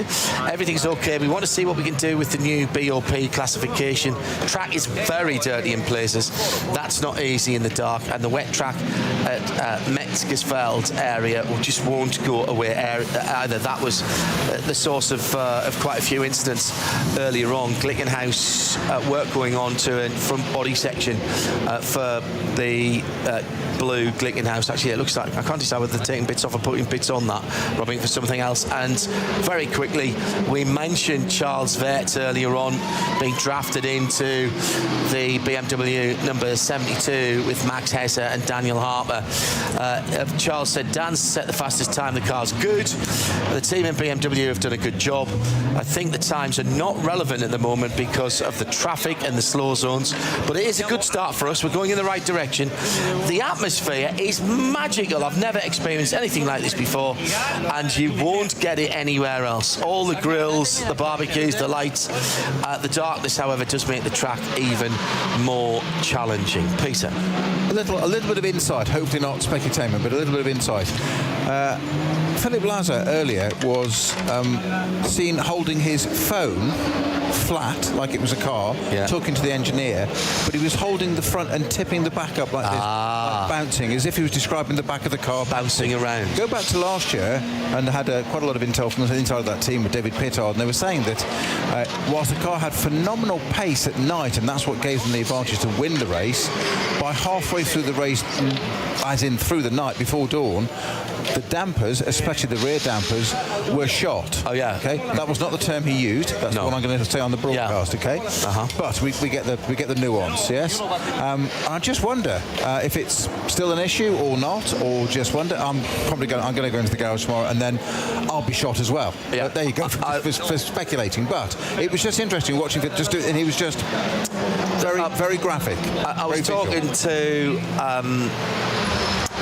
Ferdinando Cosolino at Ferrari on Wednesday last week, so this time last week, Wednesday and Thursday, at Fiorano, and talking about this car. And actually we've got an interview that will play in on Saturday, and they basically said for the last 6 hours of the race they'd lost control of the dampers on that car, and that has led them to make some changes to the GT3 296. Obviously they were delighted that they won that race. I think that was unexpected because there wasn't any real factory involvement and no factory drivers there. That was Klaus Abelin, and you know, the knowledge that Frickadelli has had and built up down through the years, in the same way that Olaf Manthey did all those years for Manthey Racing before that became part of Porsche. Nevertheless, Ferrari very happy, and Klaus back this year, but only the one car. There were 3 Ferraris here last year, I remember, only the one car. And I did say, and actually spoke to the big box as well, the big boss as well about this, and you'll hear this closer to Le Mans in some of our extra programs when we're at Le Mans and on 91.2 FM as well around the circuit from test day. You know, I would have thought, Bruce, there would have been a orderly queue around the block at Maranello, you know, sitting right across to El Cavallino restaurant for 296s to bring here, but they're not a cheap car. There's the most expensive of all the GT3 cars. A lot of them are now out in the Far East. I think they put the bigger checks down. And what we were talking earlier about the burgeoning scene in the Chinese racing scene. Yeah. Which is sort of rather hidden, but they're going out there. But I would have thought there would be a minimum of 2 or 3 more this year. But the thing that still strikes me, Snow, and you came into the garage at the time talking to Pittard, the dying hours of last year's race, he was chewing the ends off his fingers, because he sort of, you know, sometimes the driver wants to tell you in their heart of hearts, they really want to tell you, but they think, no, I can't. But you know, when a driver just gives you a little raised eyebrow and you think, You'll fill that in later, but clearly there's a problem. It's often what they don't say. Yeah. Very true. I mean, that thing about the Ferrari, though, I think the point on the expense there is it is a little bit punchy on price, but it's not massively so compared to other GT3 cars. The issue with it's the running cost. Yeah. And it is stratospheric. And I said last year when you talked to me about that car, you said, I described it as, it's an LMP2 car built to GT3. Yeah, no, it's absolutely. But that's the problem. It's everything. You can't unbolt one little bit. You've got to do so much to it. It's a piece of art. But it's generally thorough. It effectively has utilised prototype concepts in a GT3 car, and let's not forget that engine architecture. I'm not saying exactly the same, but the engine architecture and the size of the engine, the block is exactly the same in the prototype. It is the 499. The 499. The block is the same. So the 499P, P for prototipo, but the 499 refers to the cubic capacity of each of the 6 cylinders. So that's where that comes from. And again, interesting chat with the guys at Fiorano last week. Tune in when we're doing our build-up to Le Mans. And as I say, we'll have a bit of that. Oh, yeah.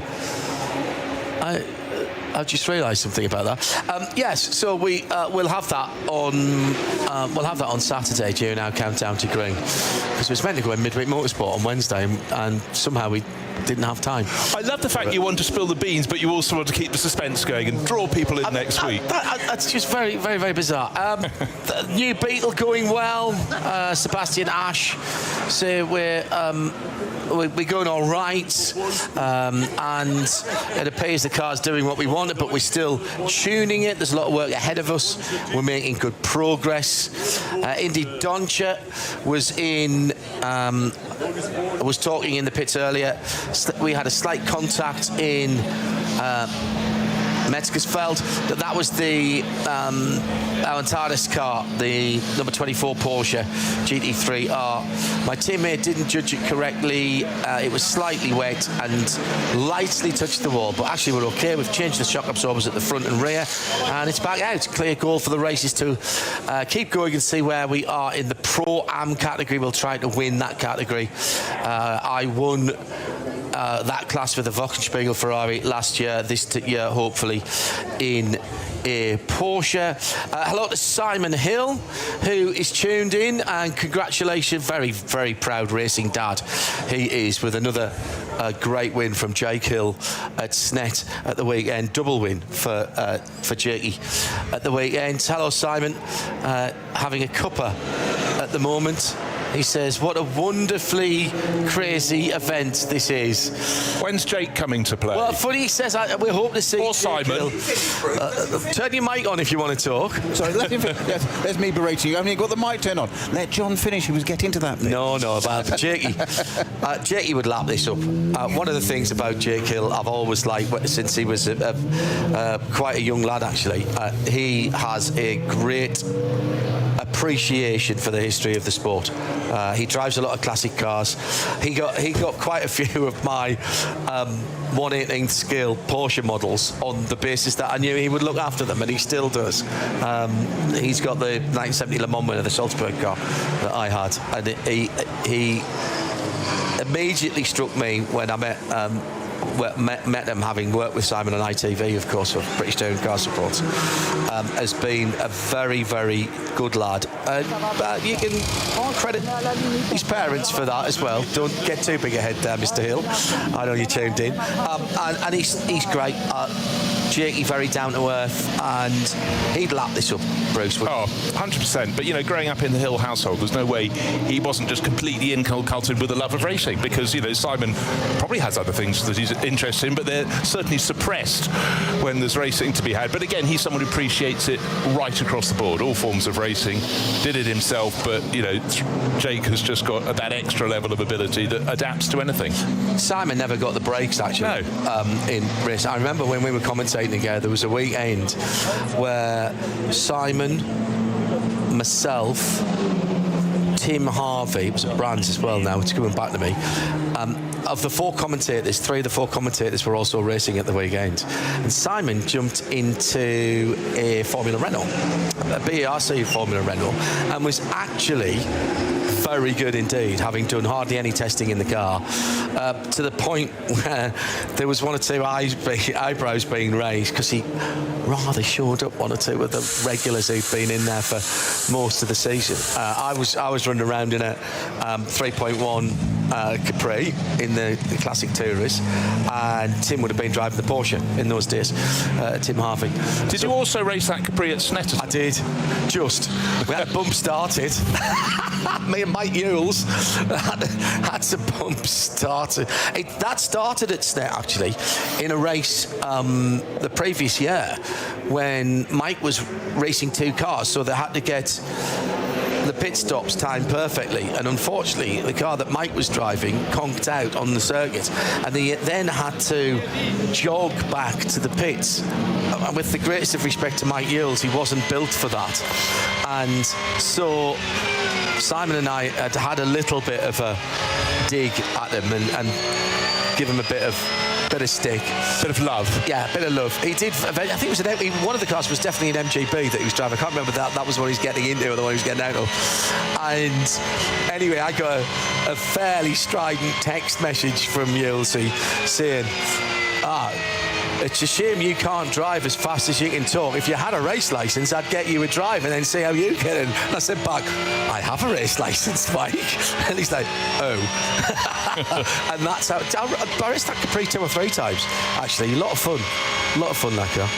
Dan Harper, alert. He's back in the fastest car, his best time so far. Just remember this, 8 minutes 17.236, of course, with an out lap that'll be about 9 minutes. And actually, how are people going at the moment? I think we've still got a few slow zones, but anyhow, Dan Harper back in the fastest car, which is number 72 BMW M-Team RMG, BMW M4 GT3 to give the full nomenclature. But we were talking about who's going well. Lawrence Van Tor is just taken over from Kevin Estra in the Manthey Racing Porsche, but at the moment it's BMWs who are smiling. First, which is number 72 car, still second fastest is the Raffaele Marcello Rover Racing BMW, and fifth fastest is Van der Linde Rover Racing BMW as well. Well, you say second fastest, but of course that car's been stationary for a very long time. Indeed.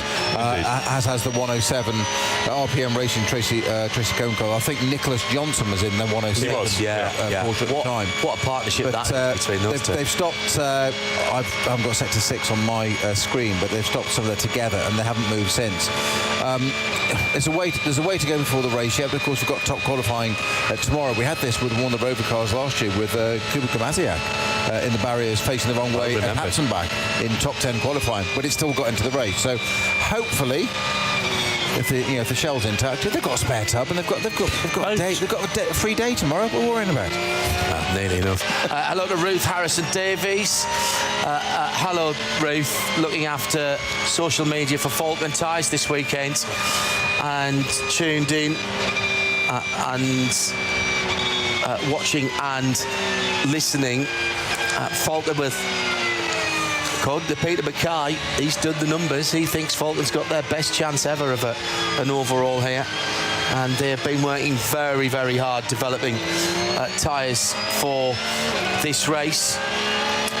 This from Andreas Roos, the head of BMW and Motorsport, regarding that issue with the 98 Rover Racing car. He said, we've only seen it from the onboard camera. Raffaele Marcello overtook a slow car on the track. There was contact. After that, he spun and hit the guardrail. We don't know any more details. Car's being brought back to the pits. We'll have to see how bad the damage is. Raffaele's fine, had no problems. He just couldn't get out at first because the driver's side of the car was right up against the guardrail, and that's why it took quite a while for him to get out of the car. It wasn't that he was injured on that. So that's the good news.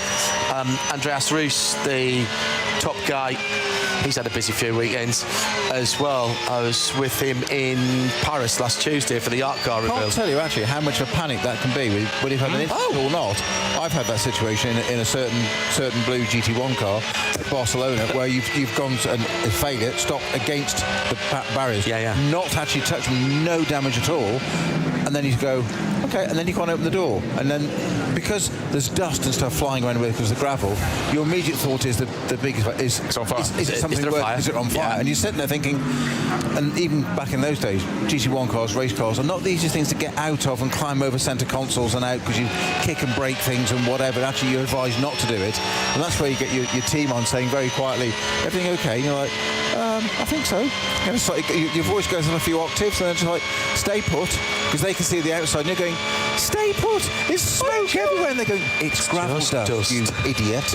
And you're just like, go, typical driver, and you're just like, Fill me out, just help me. I can smell fuel. I can smell fuel. Of course you can smell fuel. You're in a race car, it always smells of fuel. Exactly. Doesn't it? Fuel and grease. My point is, that's where you need an engineer that goes, stay calm. Yeah, stay absolutely. calm, and that approach. If you weren't with us earlier on, breaking news, literally I'm afraid, from the Dorian Pan and Iron Dames camp, the number 83 Lamborghini for Le Mans. Dorian, not the little French pocket rocket, will not be taking part in Le Mans 24. She has a number of rib fractures after the Formula Regional at Spa a couple of weekends ago. She didn't even do the second race there, actually, because she was feeling it. Rib injuries are awful at the best of times because there's nothing you can do. You just have to let them heal on their own. But then trying to get into a car seat and get thrown around, it's not pleasant. Rahel Frey will be the deputy, the super sub, the newly minted bronze driver. Rahel, I think, will be relishing the opportunity, obviously not at the expense of Dorian, but we wish Dorian all the best. That will be very, very painful indeed. The thing about rib injuries is you think you're feeling okay, almost every angle they're fine, then you just get to an angle, you've turned your torso by a tiny amount and it just is shooting. I've got an old rib injury on the right-hand side here, about halfway down my back, and once in a while, you did, oh, what have I done? You know, well, you played rugby a lot, so you'd have had bruised and fractured ribs all over the place, wouldn't you? The others would have had more than me. Yeah, well, that's true enough. I wouldn't argue with you, Mr. Jones. Fighting talk for you. Yeah, come on, bring it on. I'm only 110 kilos. Fighting weight. Right, I'm just looking to see what is likely to change. What have we got on the clock? 37 minutes remaining in this session. Julian Andlauer is one of the drivers out on the circuit in one of the two Vulcan motorsport Porsches. That's car 33. That needs to get a move on. It's down in 12th place. The sister car, Tim Heinemann at the wheel in the number 44 Vulcan motorsport Porsche. But actually, in terms of Porsches, only the Manthey EMA, number 9 and 11, Grello, is particularly well placed at the moment. That's in 4th overall. 8th on the time charts is Herbeth Motorsport with their entry, which is car number 5, and then those two Vulcan cars. But because the session was interrupted early on, when a lot of the drivers were trying to use the track when it was relatively clean, we've heard some of the quotes, John, you've been pulling out, the drivers talking about how dirty it is. And it's stuff, you know, we all know, if you've never seen an event on the Nürburgring Nordschleife, you add, what have we got here, 128 cars out on the track, or that's how many started the session. 127, I apologise. A little moment here, a little moment there, gravel, dirt, filth, and then you've got all these slow zones, so it's really quite difficult to find your form. But to lose the track when it was at its best because of slow zones has really interrupted. A lot of cars could be faster, but they weren't at the start. The question I'm going to ask is, Bruce, we're very lucky to cover the NLS for Radio Show Limited most of the last 5 years together. So we know the form, we know the Nordschleife. This isn't a brand of the NLS, although we all know that pre the N24, it is used very much as, let's call it data collection, as a polite way of putting it, okay? We've got names like Marcello, Markovic, Vantor, two of them, the brothers, Mapelli, Winkelhock, yeah? Quality people. They're all 4 seconds off young Dan Harper. Yeah. Where has he got that from? And it's an open question. It's just, he's he is that good. 4.1 seconds ahead. Yeah. I know he knows the place. I know he's timed it right. He got that in very early before the code 60 and whatever. But he went out there, bang. Never mind putting the banker lap in that he's supposed to do. No. And just bear in mind, Q2 tonight doesn't matter that much in terms of... Well, it matters not at all for these guys. No, exactly so. The risk-reward ratio, so, you know... So it's, whatever they're paying him, it's not enough. It's 5 to 11 here, so we're coming into knocking off work on the east coast of the US. In fact, you will have, so you'll have been tuned in for a little while. I'm sure Tom Marshall is tuned in. Hello, Tom, and to Jerry Z and the rest of the US collective. These qualifying sessions are nothing of the sort for the SP9 and SPX cars. The times they're doing now will not set their grid. In fact, they don't count for anything. Their qualifying is 2 laps tomorrow, and it's 2 laps once or 2 laps twice, and you can be good and only have 2 laps because you've already qualified for the final pole shootout. You can have, if you're going to have to do it twice, that means you've got to be in the top 5 of everybody else other than the 12. And so we have the fast dozen, the fast 12, to borrow an IndyCar phrase, who have already qualified through to the pole shootout. Everybody else, so that's another 14, 15 cars in SP9 and SPX, are fighting for just 5 places, and they'll be set off at 15, 20-second intervals tomorrow, and rain, snow, shine, whatever, it is that time that will then decide where they start. So just 2 laps for them to fly, and the potential to make a little bit of an error on a 25, almost 25 and a half kilometre circuit. We don't know what the weather's going to bring. How hard do you push? But when you've got the quality of field here, the simple answer is you push as hard as you possibly can. Don't be going at 95%. You get no change out of that. I just absolutely love the qualifying shootout here. We've got some new camera angles this year, I noticed, around the circuit. I mean, how can you make this circuit look anything other than dramatic? But they found some other ones where you've got low angles where the cars are going over a crest, and I just love it when you can see the suspension movement on a car, points on the circuit, all 4 wheels in the air. Another thing I just want to bring up right now, we just talked about him, the driver from Hollywood, Northern Ireland, Dan Harper, back in the car that's fastest. So, within a trio, a quartet of drivers, some drivers are given the spade work, and it's definitely Dan Harper this weekend is delivering. Dan Harper talking to the guys down in the pits a little bit earlier on. Let's remind ourselves, this is only his 5th race here, 24-hour race here, and his 4th in a GT3 car. He's never finished in a GT3 car yet. That's the first goal, he says. It's been my home here for a long time. Winning here is the top of my wish list. The car feels good. The team's working well. The conditions are challenging. On my fastest lap, the track was dry, largely, but there are treacherous, slippery spots, especially where the rain has washed mud on to the track. It's pretty challenging. It's going to get better. But as he says, this lap time doesn't mean anything right now, other than for us to feel our way through. Scherer, PHX Porsche, the old Phoenix team, 22 laps. That's the most active car this evening at RSL_studio, hashtag RSL_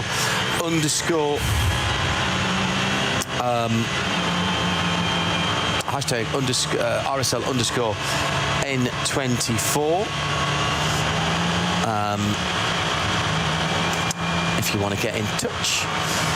And what we're down to now, did you say 30 minutes? Yeah, 31 minutes to go. Still waiting to get a glimpse, perhaps, or a report from the Rover Racing number 98 garage from that car. See what damage, if any, is on that car and how late they might be working tonight. I'll tell you a driver who's had a modicum of success here. It's Frank is his first name, Stippler is his surname, and I just noticed he's suddenly setting some very, very quick sector times. He waits until no one's looking at it, and he's about to his car is down in where are we? 16th position, Sirius Sport PHX Audi, and let's see what comes. The last lap was an 8-minute 45, so hold on, that's 30 seconds off the pace, but we've still got some slow zones. Yeah, never to be overlooked, Mr. Stippler.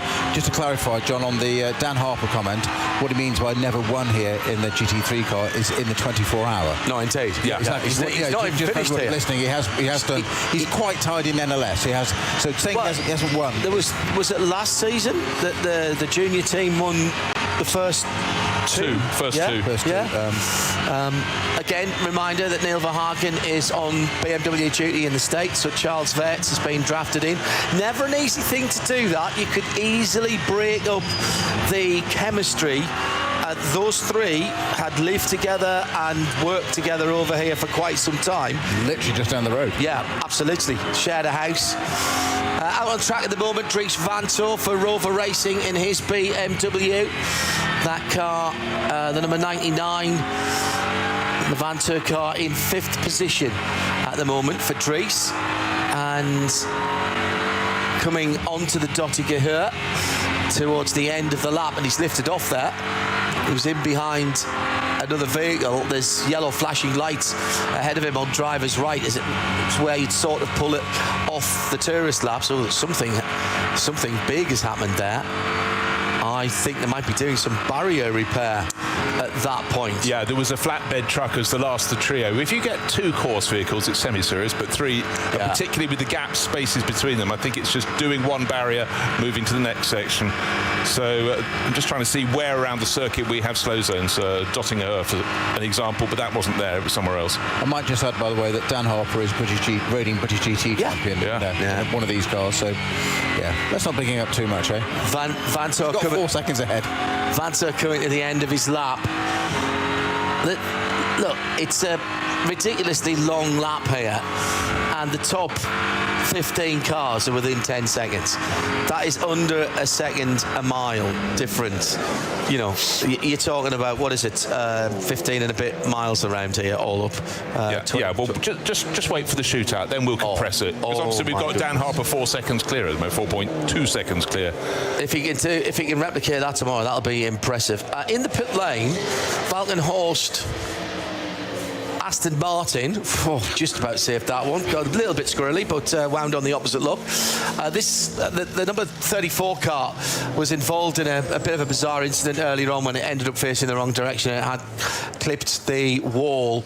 That car is on the trolley dollies and is about to come back out. It was Kuba Giermasiak who brought the car in. I can't see which of the drivers are in there from our vantage point at the moment. For those of you who aren't used to watching this race, coming to us perhaps for the first time, or maybe you've just forgotten, do not worry, even during the race, when the cars come in and then all of a sudden they bang it onto the dollies and throw it round at 45 degrees. It's going back into the pit. Oh my goodness. No, it's not. It isn't. And we have to remind ourselves that as well. No drama. That's what they do. They pull the car out of being perpendicular down the pit lane to an angle of about 45-50 degrees.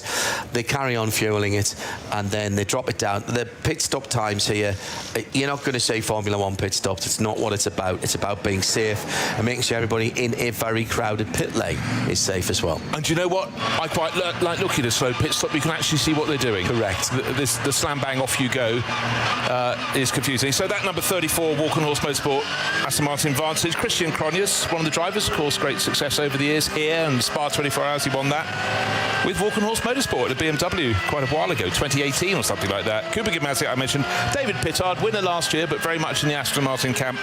And Nicky team, that quiet, retiring Danish driver. David Pittard just out of the Aston Martin number 34, and he's been talking down in the pit lane, says this is just preparation. We're not qualified for the pole shootout, which is tomorrow afternoon, so we're doing a few system checks. So they're shooting for one of those 5 final spots. He said, I felt good today even when we had light rain, heavy rain on intermediates. I can't wait for the race to start. It's one of the most difficult 24-hour races in the world. Even if you're alone, it's a challenge, but with 130 of the cars, it's constantly changing. No 2 laps are the same. I like that. He says the Aston Martin is stable and better at high speed. I love that in these corners. The Ferrari, on the other hand, rotates a bit more naturally with the shorter wheelbase and a mid-engine. That makes it a little better, particularly in the slow section. Ferrari's a bit more on the knife edge, though, whereas the Aston Martin, apparently, this new Evo, is more like a cuddly kitten to drive. How many times have you driven a cuddly kitten, Peter? I couldn't possibly say that on air. But yeah, well, I was talking to David about this a bit earlier in the year. I think it was for one of our NLS ones, and he very kindly did he didn't just send me a long message as he did last year. He actually did a voice memo. Oh, he did, yes, I remember that. It was absolutely brilliant. I mean, it's just brilliant driver information. But one of the big things he was saying about this, all these manufacturers make cars for customers. Yeah. That's the big deal. Yes, they get the pro drivers in. The pro drivers are advertising the product they want to sell to the amateur drivers, the Pro-Am fan, the mainstay of customer of endurance racing. And one of the things he said about it was the previous model had a really small performance window. So it was snappy, it was edgy, whatever, by comparison to the pro drivers could get the best out of it, but the amateurs couldn't.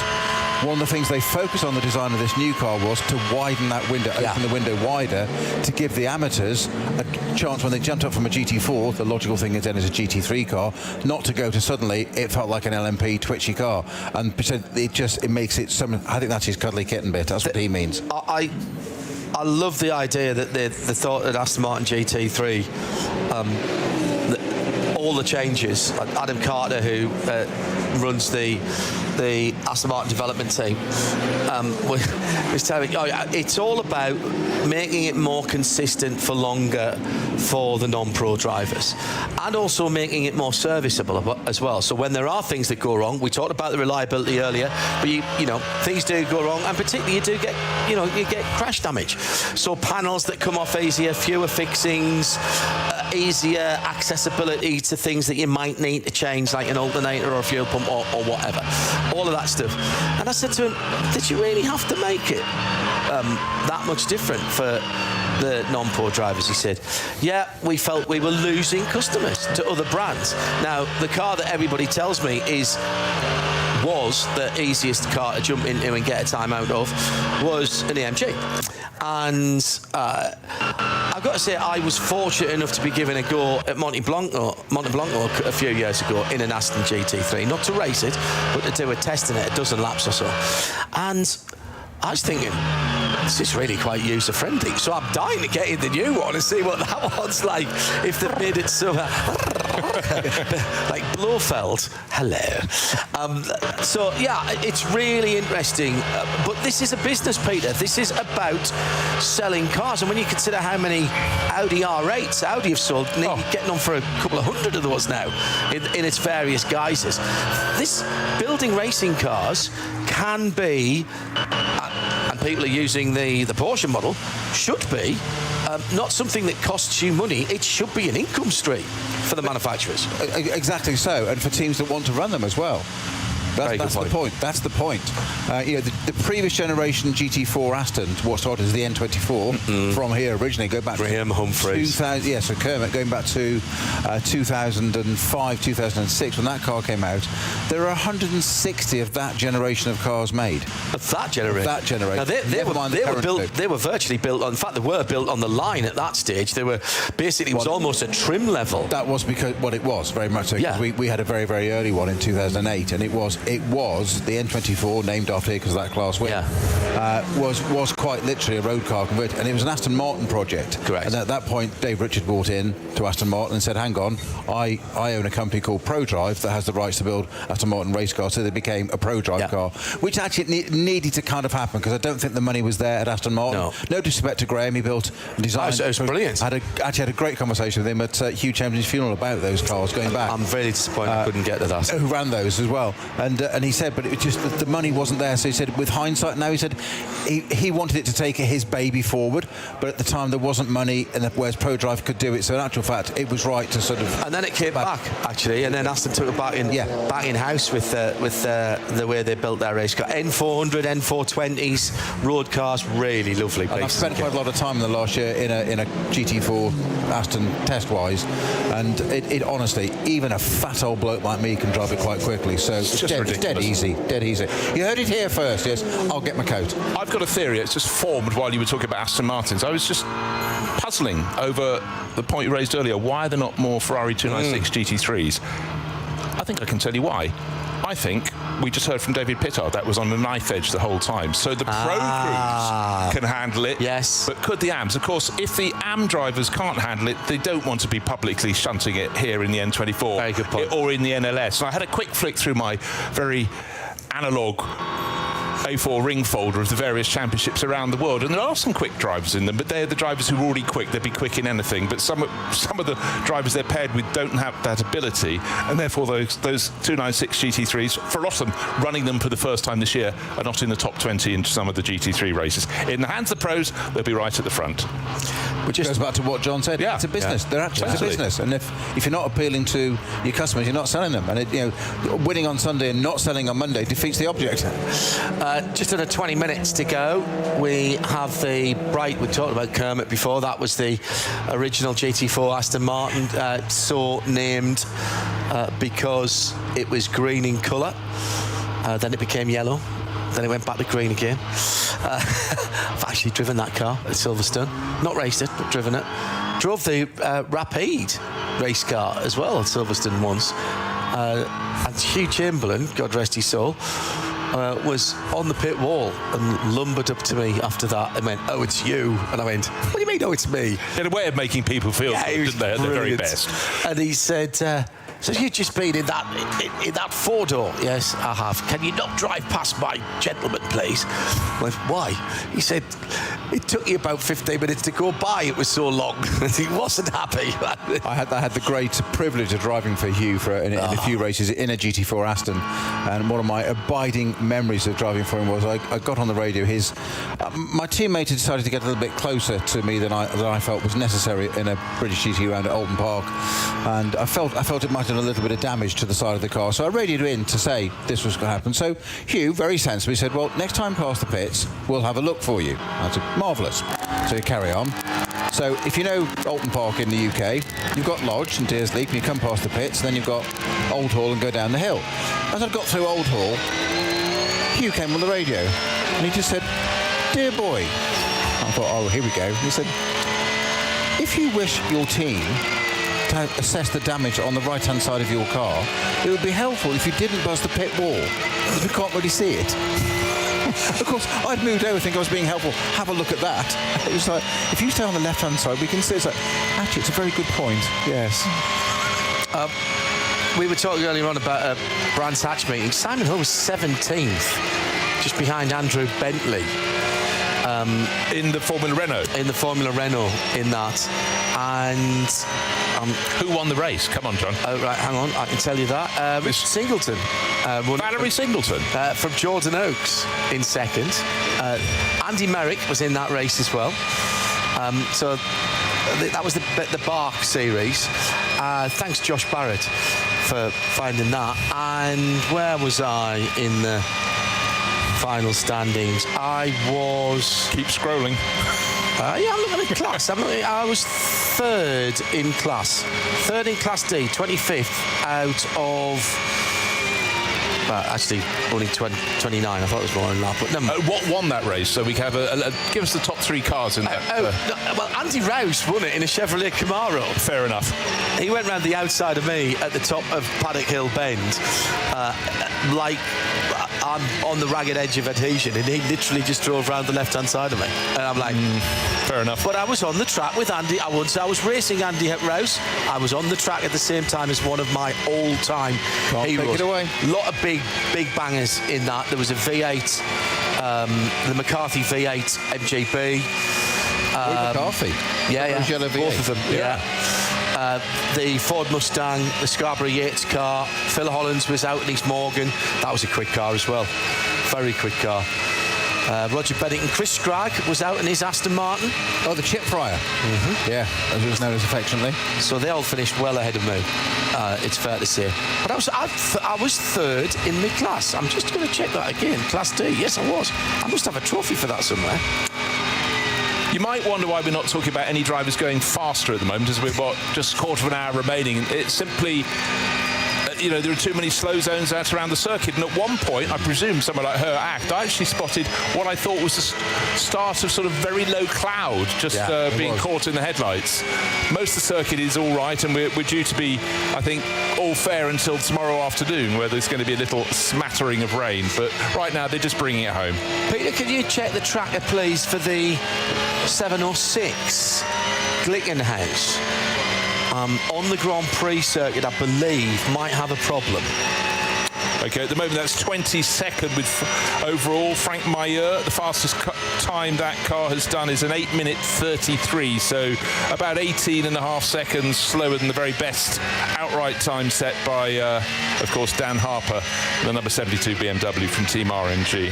You're absolutely right, John. It is the Glickenhaus is the 706 number is just parked on the right-hand side of the track. It's come through the Goodyear curve and got up towards the Michael Schumacher-esque, but not quite made it any further. It is terminated on the right-hand side there. It does.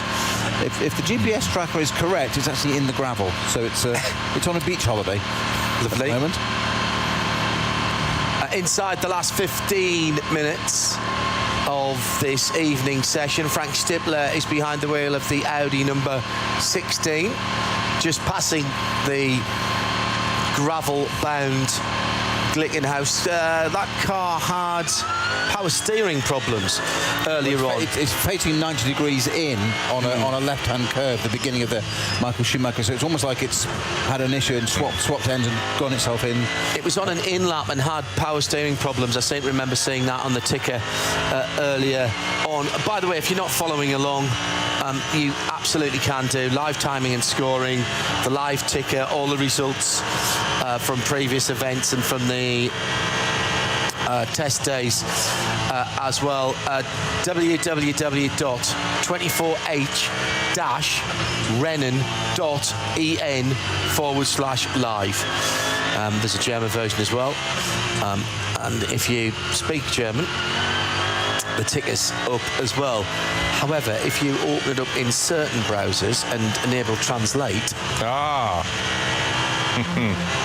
it will do it for you. My schoolboy German is okay, thanks to Mrs. Powell, our form teacher as well. Frau Powell. Well, so Stippy then out on the circuit. He was at one of the bigger of the classic meetings last weekend at Spa, weekend before, sorry, at Spa Classic, which was outstanding. We didn't get much running on the Friday night into the darkness because the rain was too bad, and we had to finish early. Saturday night ran till after midnight, and some of the old ETC, or European Touring cars, which have to run with the lights they ran in Peerage and not allowed to update the lights, which I think is a bit harsh, actually. Going back to the dark ages, literally, yes. But you know, I this time of year, when you've got historic racing cars and even contemporary cars on these great tracks here in Spa-Francorchamps, it still ticks lots of boxes for me. And if you've got a time not in the commentary booth when you can wander out to a corner, it just refreshes and sort of washes away all the frustrations of travel and everything else. But again, it's the diversity, it's the different engine notes, the different way they can handle, and I just absolutely love it through the summer season. Very, very busy pit lane at the moment. Robin Friends has just left the pit lane in the number 99 the number 99 BMW Rover Racing car. That car with an 822 still sitting in 5th position. I'll tell you what we'll do we'll give it about 5 minutes and then I'll do a rundown. With about 5 minutes to go, I'll do a rundown of the class leaders to take us to the end of this session. There will be people out there still doing laps, of course.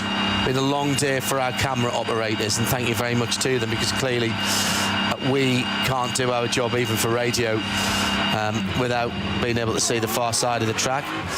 We've got more cameras, as Bruce alluded to earlier. We've got 14 on boards. We've got the potential for 15 actually, so we've got a spare just in case. We've got the helicopter was up today as well, so for those of you who'll be following along on our World Feed TV or any of the syndications, will guarantee you a good view of what is going on. If you're a bit bandwidth challenged, or maybe you're driving, get your mobile device onto the car. We don't want you watching pictures while you're driving. That is far too distracting. But we'll give you what we hope is enough description on the audio side of things as well on RS1, part of the Radio Show Limited network of channels. All of the 24H sessions, including all of the race to come with no interruptions. And of course, the addition this year of the Saturday morning 3-hour race, Bruce, the young timer. Yeah, 3 hours. 3 hours. With a disappointing 170 odd cars in it this year. Barely worth turning up. No, frankly, just gives them something to do, doesn't it? Yeah. One thing that's just striking me, it wasn't a big incident. Raffaele Marcello seemingly caught up with someone else. He could do no wrong in the past 3 seasons in a Mercedes-AMG. However good the very best drivers were in GT3, he was always among the top few and just delivering. He cannot get anything right at the moment since he's moved to BMW. Of course, he's racing in the World Endurance Championship for BMW as well. And he keeps saying, I'm learning as I go.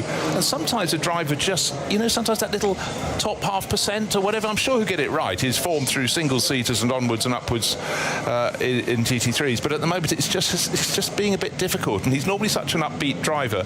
But what I've always found funny in the early years with Raffaele, he'd say something, hardly even move his mouth. I know he's speaking not in his native, he's from the Italian-speaking part of Switzerland, but you suddenly realise his face hasn't moved, but he said something really deeply funny, but you'd never guess. Yeah. And you thought, you have to go play that back. I'll laugh now, but I hope we'll get the smile back on his face because he's very entertaining. He's great on social media.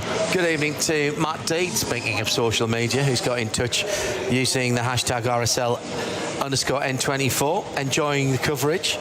Always reminds me, he says that Le Mans is just around the corner. Yes, scarily so. Particularly worrying for the responsible adult who I know is listening in. Hello, Eve. Good evening. And doesn't like the countdowns to the big event. Back into the pits for the Glickenhaus. It has made its way back in from its gravelly moment at the Schumacher S. Matt Dean saying, would love to hear from Pit Man over the weekend. A podium in class would be a great result this year. Even more competition in class. Running one of the GT tyres, sponsored and running GT tyres as well. One of, we reckon, 10 different tyre manufacturers in the field this year. So back into double figures. Pippa was filming some social stuff last night when we were in the pit lane, so we couldn't grab a word with it. And reasonably, as I went up to doorstep her, Pippa, can I have a quick word? We just want to film this before it starts raining again. Seems reasonable to me. So we'll try and get a word with her and get her up to the booth at some stage in the race. It is a little bit of a hike from where we are in the booth to the pit lane on the other side of the track, but quite a lot of the drivers do take the time, particularly if they're staying in the Dorrant, will call in on the way over and just say hello before they go and get some shut-eye. So yes, Matt, thank you very much for that. John, interestingly, the current provisional pole position car, the number 72 BMW, is being prepared to go out for another run with just 7 minutes remaining of this session. That's interesting.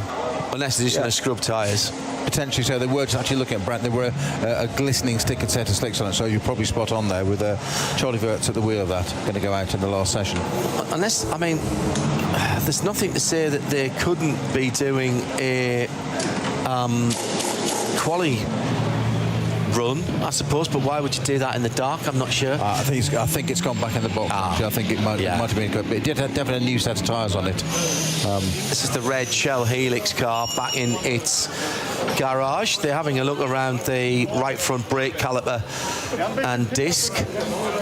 Oh, a bit of chat about that, actually. It's pretty standard these days. They have a look around just to look for hairline cracks because, funny enough, they're safety critical components, so they're quite important. Particularly here. Let quickly run down the class leaders from the bottom of the field up, still leading, and this is a potential pole position, remember, because for all of the classes except SP9 and SPX, the grid positions will be set in these standard traditional qualifying sessions. So 127th is a pole sitter. It is the number 152. This is the little BMW 325CL of Inge Erpen, Henrik Launhardt, Torsten Köppert, German drivers, all three. SP3 is the number 123. And that is that's one of the Molnar cars. Excellent. Marcel Duke looking after some of those cars, and of course Alex Brundle driving in one of the ones that will be at the sharp end of the field, I think. This is the I'm talking complete nonsense. I would look at the position rather than the number. Sorry, 275 is. Sorry, Marcel, I've given you a provisional poll that you didn't have. 275 is leading SP3, and that is a BMW 318i E36, all German crude car. VT3 is the Kievan Sports Racing 599 in 113th. The 711, which we decided earlier on was a BMW 325i. And that is leading V4. Adrenaline Motorsport have the V5 Parisian Fall with their 444 car in 103rd. The VT2 front-wheel drive class at the moment led by the number 96 Rover. No, hang on. That's not right. I'm doing that again. By the number 500. Confusing the position with the number of the car.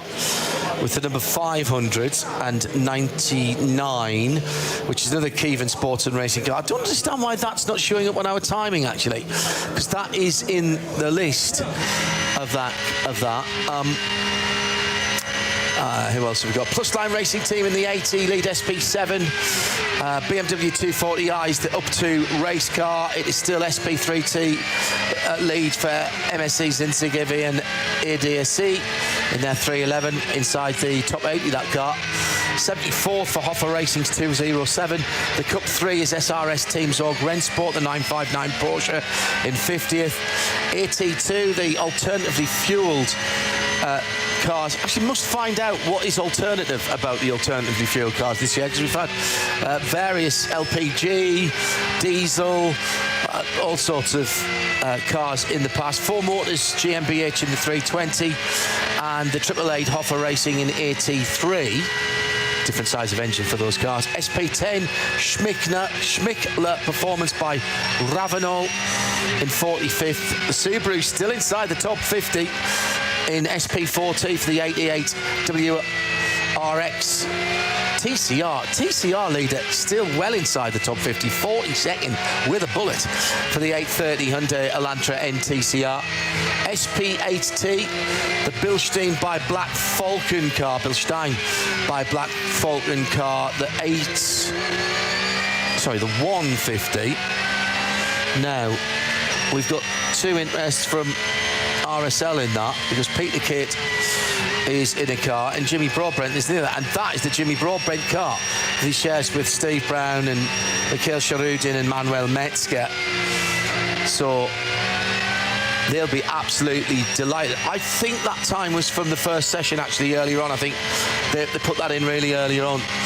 Durham Motorsport have the SP11 class lead in 34th with the number 55. That's the KTM Crossbow. That's a GT2 car, by the way. So that's the full house, full fat, many horsepowers of the KTM Crossbow, not without its problems either in the early session. Glickenhaus are up to 22nd overall and lead SPX.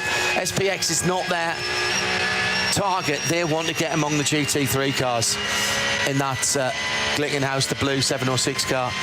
And the second quickest class out there is Cup 2, the 148 Black Vulcan. And that then will be at the GT3 Cup class car, won't it? Yes, it is. Cup 2 Pro. That's the Team 48 Lush car with Steve Jens, Tobias Müller, Noah Nagelsdijk and Morris Schering. So Luxembourg, a couple of Germans and Netherlands driver in that car. That takes us down nicely to just under a minute to go. Gentlemen, your thoughts on what we've seen this evening? The front of the field, of course, is not setting times, but of that front of the field, the 4 of the top 5 are not in the Paul shootout at the moment, so they are laying out their stall, Bruce. Totally. I think it was a case of just having to accept that they had to be confident, even if with the slow zones, as long as you're quick in the other parts of the lap, and it's a 25.3 kilometre, nearly 25.4 kilometre lap, you've got to feel that the direction of travel is good. But certainly Dan Harper got a lot of session time there, more than his teammate Charles Weerts and also more than Max Hesse. They obviously decided we just need to sort the car, working forward. But it is frustrating because at the end, yes, you can add your sector times together and they can chart your very best lap you could have achieved. And in fact, the car that ended up second fastest, the number 98 Rover Racing BMW, was only going to be third fastest overall, but only 2 seconds down on Harper, so much closer on really good time. And the car that's fourth fastest overall set the second fastest imaginary lap, if you will, just a second down, so they're much closer than the times you revealed there. And that's the Grello Porsche, by the way. That 98 car after that incident has not come back out and turned any further laps. Is there a danger here, Peter, that in these sessions for the SPX and SP9 cars, where, in particularly if you're not one of the 12 that's through to the final shootout already, is there a danger that you are looking for one lap pace over and above everything else? Because it is quite important to be in that top 17. Well, it's not a foxhole, it's a rabbit hole to disappear down, isn't it? And that's the danger. You don't want to be doing that, but it is important. I always used to say, and I still do to a certain extent, that, you know, pole position, front of the grid, top of the class, whatever, in a 24-hour race, it gives you bragging rights. Yeah. But in some ways, it's also a bit academic, because it doesn't really matter. We've seen cars start from the pit lane, have broken this or whatever, and you can still come through. It doesn't really matter. Just very, very quickly, John, the Bonk Motorsport BMW that's running the alternative fuel, it's a carbon-neutral renewable fuel. Oh, OK. That's what it is. All right. So it's completely carbon-neutral for the whole race, that way. It's renewable. Absolutely the future, as far as I'm concerned. WEC are running on it. Quite a lot of Porsche Carrera Cups around the world are running on it. A lot of historic racing is running on it. I think at the Goodwood Revival this year, every class of racing will be on. Is that the guys who are based at Bicester Heritage? Who they do? I did a big thing on them when we were there for Flywheel, and they seem to be an awful lot. Mazda in the UK are running all of their heritage fleet on carbon neutral renewable fuel. And very, very good. And don't forget that Paddy Lowe, who stepped away from Formula One, having been boss of a couple of teams, with his zero petroleum. Yeah. You know, these are the big game changers that are happening literally minute by minute. Frank Mayer talking down in the pit lane about the 706 Glickenhaus. Right rear tyre went as he was coming up with the Schumacher S. He says, fortunately, I wasn't going at full speed, and the car doesn't seem to have been damaged by a trip into the gravel. Let's hope that we are spared any of that in the race, he said. Yes. Yeah, but as he was doing the interview, he was sort of laughing a little bit, because he just thought, well, if it's going to go, it just went there. That was very, very fortunate indeed. But, you know, he's been around the block in a Glickenhaus quite a few times, so he knows how the car's going. The checkered flag is out. We'll stay with this for a little while, and thank you for being with us today, whatever time zone you are in around the world. Good to have your company. There are still people that are on laps, although I'm not seeing anything that is looking like it's going to massively bother the scorers. I might offer you one. Oh. The Herbert Motorsport Porsche, 8th fastest at the moment. Matty Campbell at the wheel. He's got a bit of a history in cars, hasn't he? And he's just whacking in his first 3 timing sectors of the 9 timing sectors around this lap. All green, all better than that's done before. Let's see how he is in the very long sector, which he's coming to now. I heard the guys earlier on talking about the fact that there's one sector that is longer in time than a lap of Spa. A lap of Spa is 7 kilometres. 4.3 miles. That's not exactly a standard track. So that long sector here is very, very long. And if you are good there, and you tend not to just make up tenths there, you'll make up seconds there if you are good in that sector. It runs from Where did we see it? Just after Schwedenkreuz, Yeah. sector 5, and it runs through until the change point is, where are we looking? Exmüller? Yeah, just before Bergwerk. It's a very quick session. I was going to say it's a very quick twisting section that goes up and down. Well, that narrows it down, doesn't it? That narrows it down, not at all. It's another one of those. It's another one of those sections, Peter, where you need to get the cadence right, because you're coming downhill first of all, down towards the siphon, down towards the bridge, and then you're climbing up again the other side, and getting that balance right between bravery, giving yourself enough room, and not scrubbing off too much speed going up the other side in that very long section. That will be a crucial section in the shootout tomorrow. Absolutely, as it is at any fast lap. You need to have a flow. You need to have that tick, tick, tick, the metronome you have on the top of the piano, that in your head, that left, right. The track doesn't flow that way, but in your head, in your mindset, in your calmness, you need to be all those inputs into the car. Accelerate, brake, steering. It needs to be 1, 2, 1, 2. It's almost like a baseline. You keep that going, the rest becomes natural. And these top drivers can drive a car like that with capacity to spare in the brain, and that's the difference. That's what they need to be doing. How long did it take you to get comfortable? Did you ever get comfortable around here? But, you know, how long did it take you to say, yeah, all right, I know where it all goes now? Well, I took some advice from a very sage and wise person called Mr. Wyn Percy. Winston? The week before I did this at Le Mans, actually. You were talking, obviously, on Radio Le Mans. I was spectating, and I said, I'm doing this next week. And he said, how good are you at learning circuits? And I said, great, no problem at all. He said, right, don't try and learn it. Interesting. And he said, just get to the point that you know what's coming up next. That's all that matters. Very good. People break it into 5 or 6 or 7 segments. He said, don't do it. Just as long as you know what's coming up next, you will be fine. He said, don't get phased by it. So there's certain bits of it where there are, you know, often hats back. Is it left? Is it right? Well, you've got to get that what I said, that flow in your head. Once you know that, you can get on with driving the car. And it was the best piece of advice that one of the best pieces of advice I ever had, actually. Right, I just want to correct our little thing about the longest sector. It's sector 7, not sector 5. Okay. So that's sort of Kesselchen all the way through until you've come out of Galgenkopf for the start of the long run home. It's 3 minutes 15 seconds, a good time through there.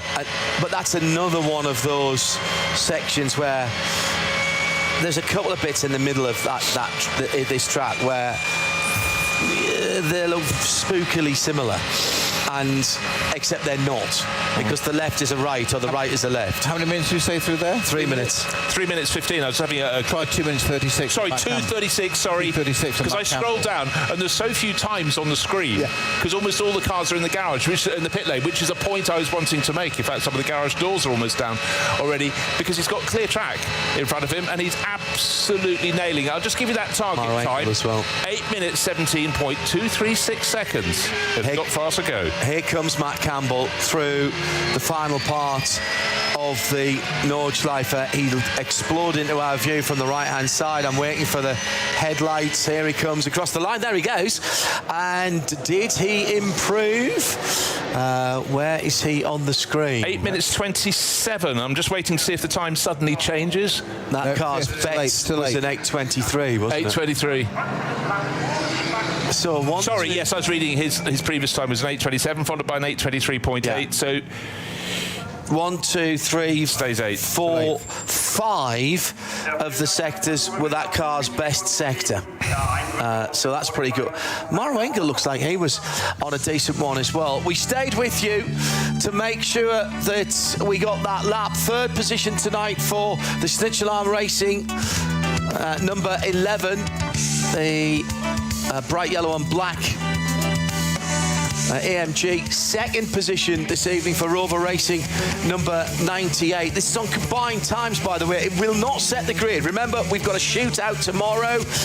First of all, there's 5 places up for grabs in the pole shootout, and then we will set pole.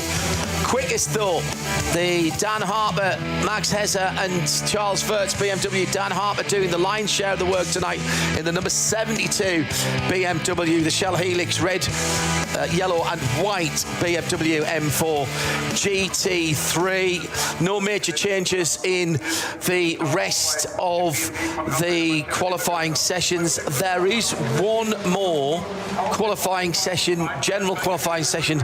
We'll have that for you tomorrow. Check the website for details of what time that is in your area. A fairly decent spread, Bruce, of the manufacturers: Mercedes, Porsche, BMW, all in the top. Lamborghini right there with Red Bull apt.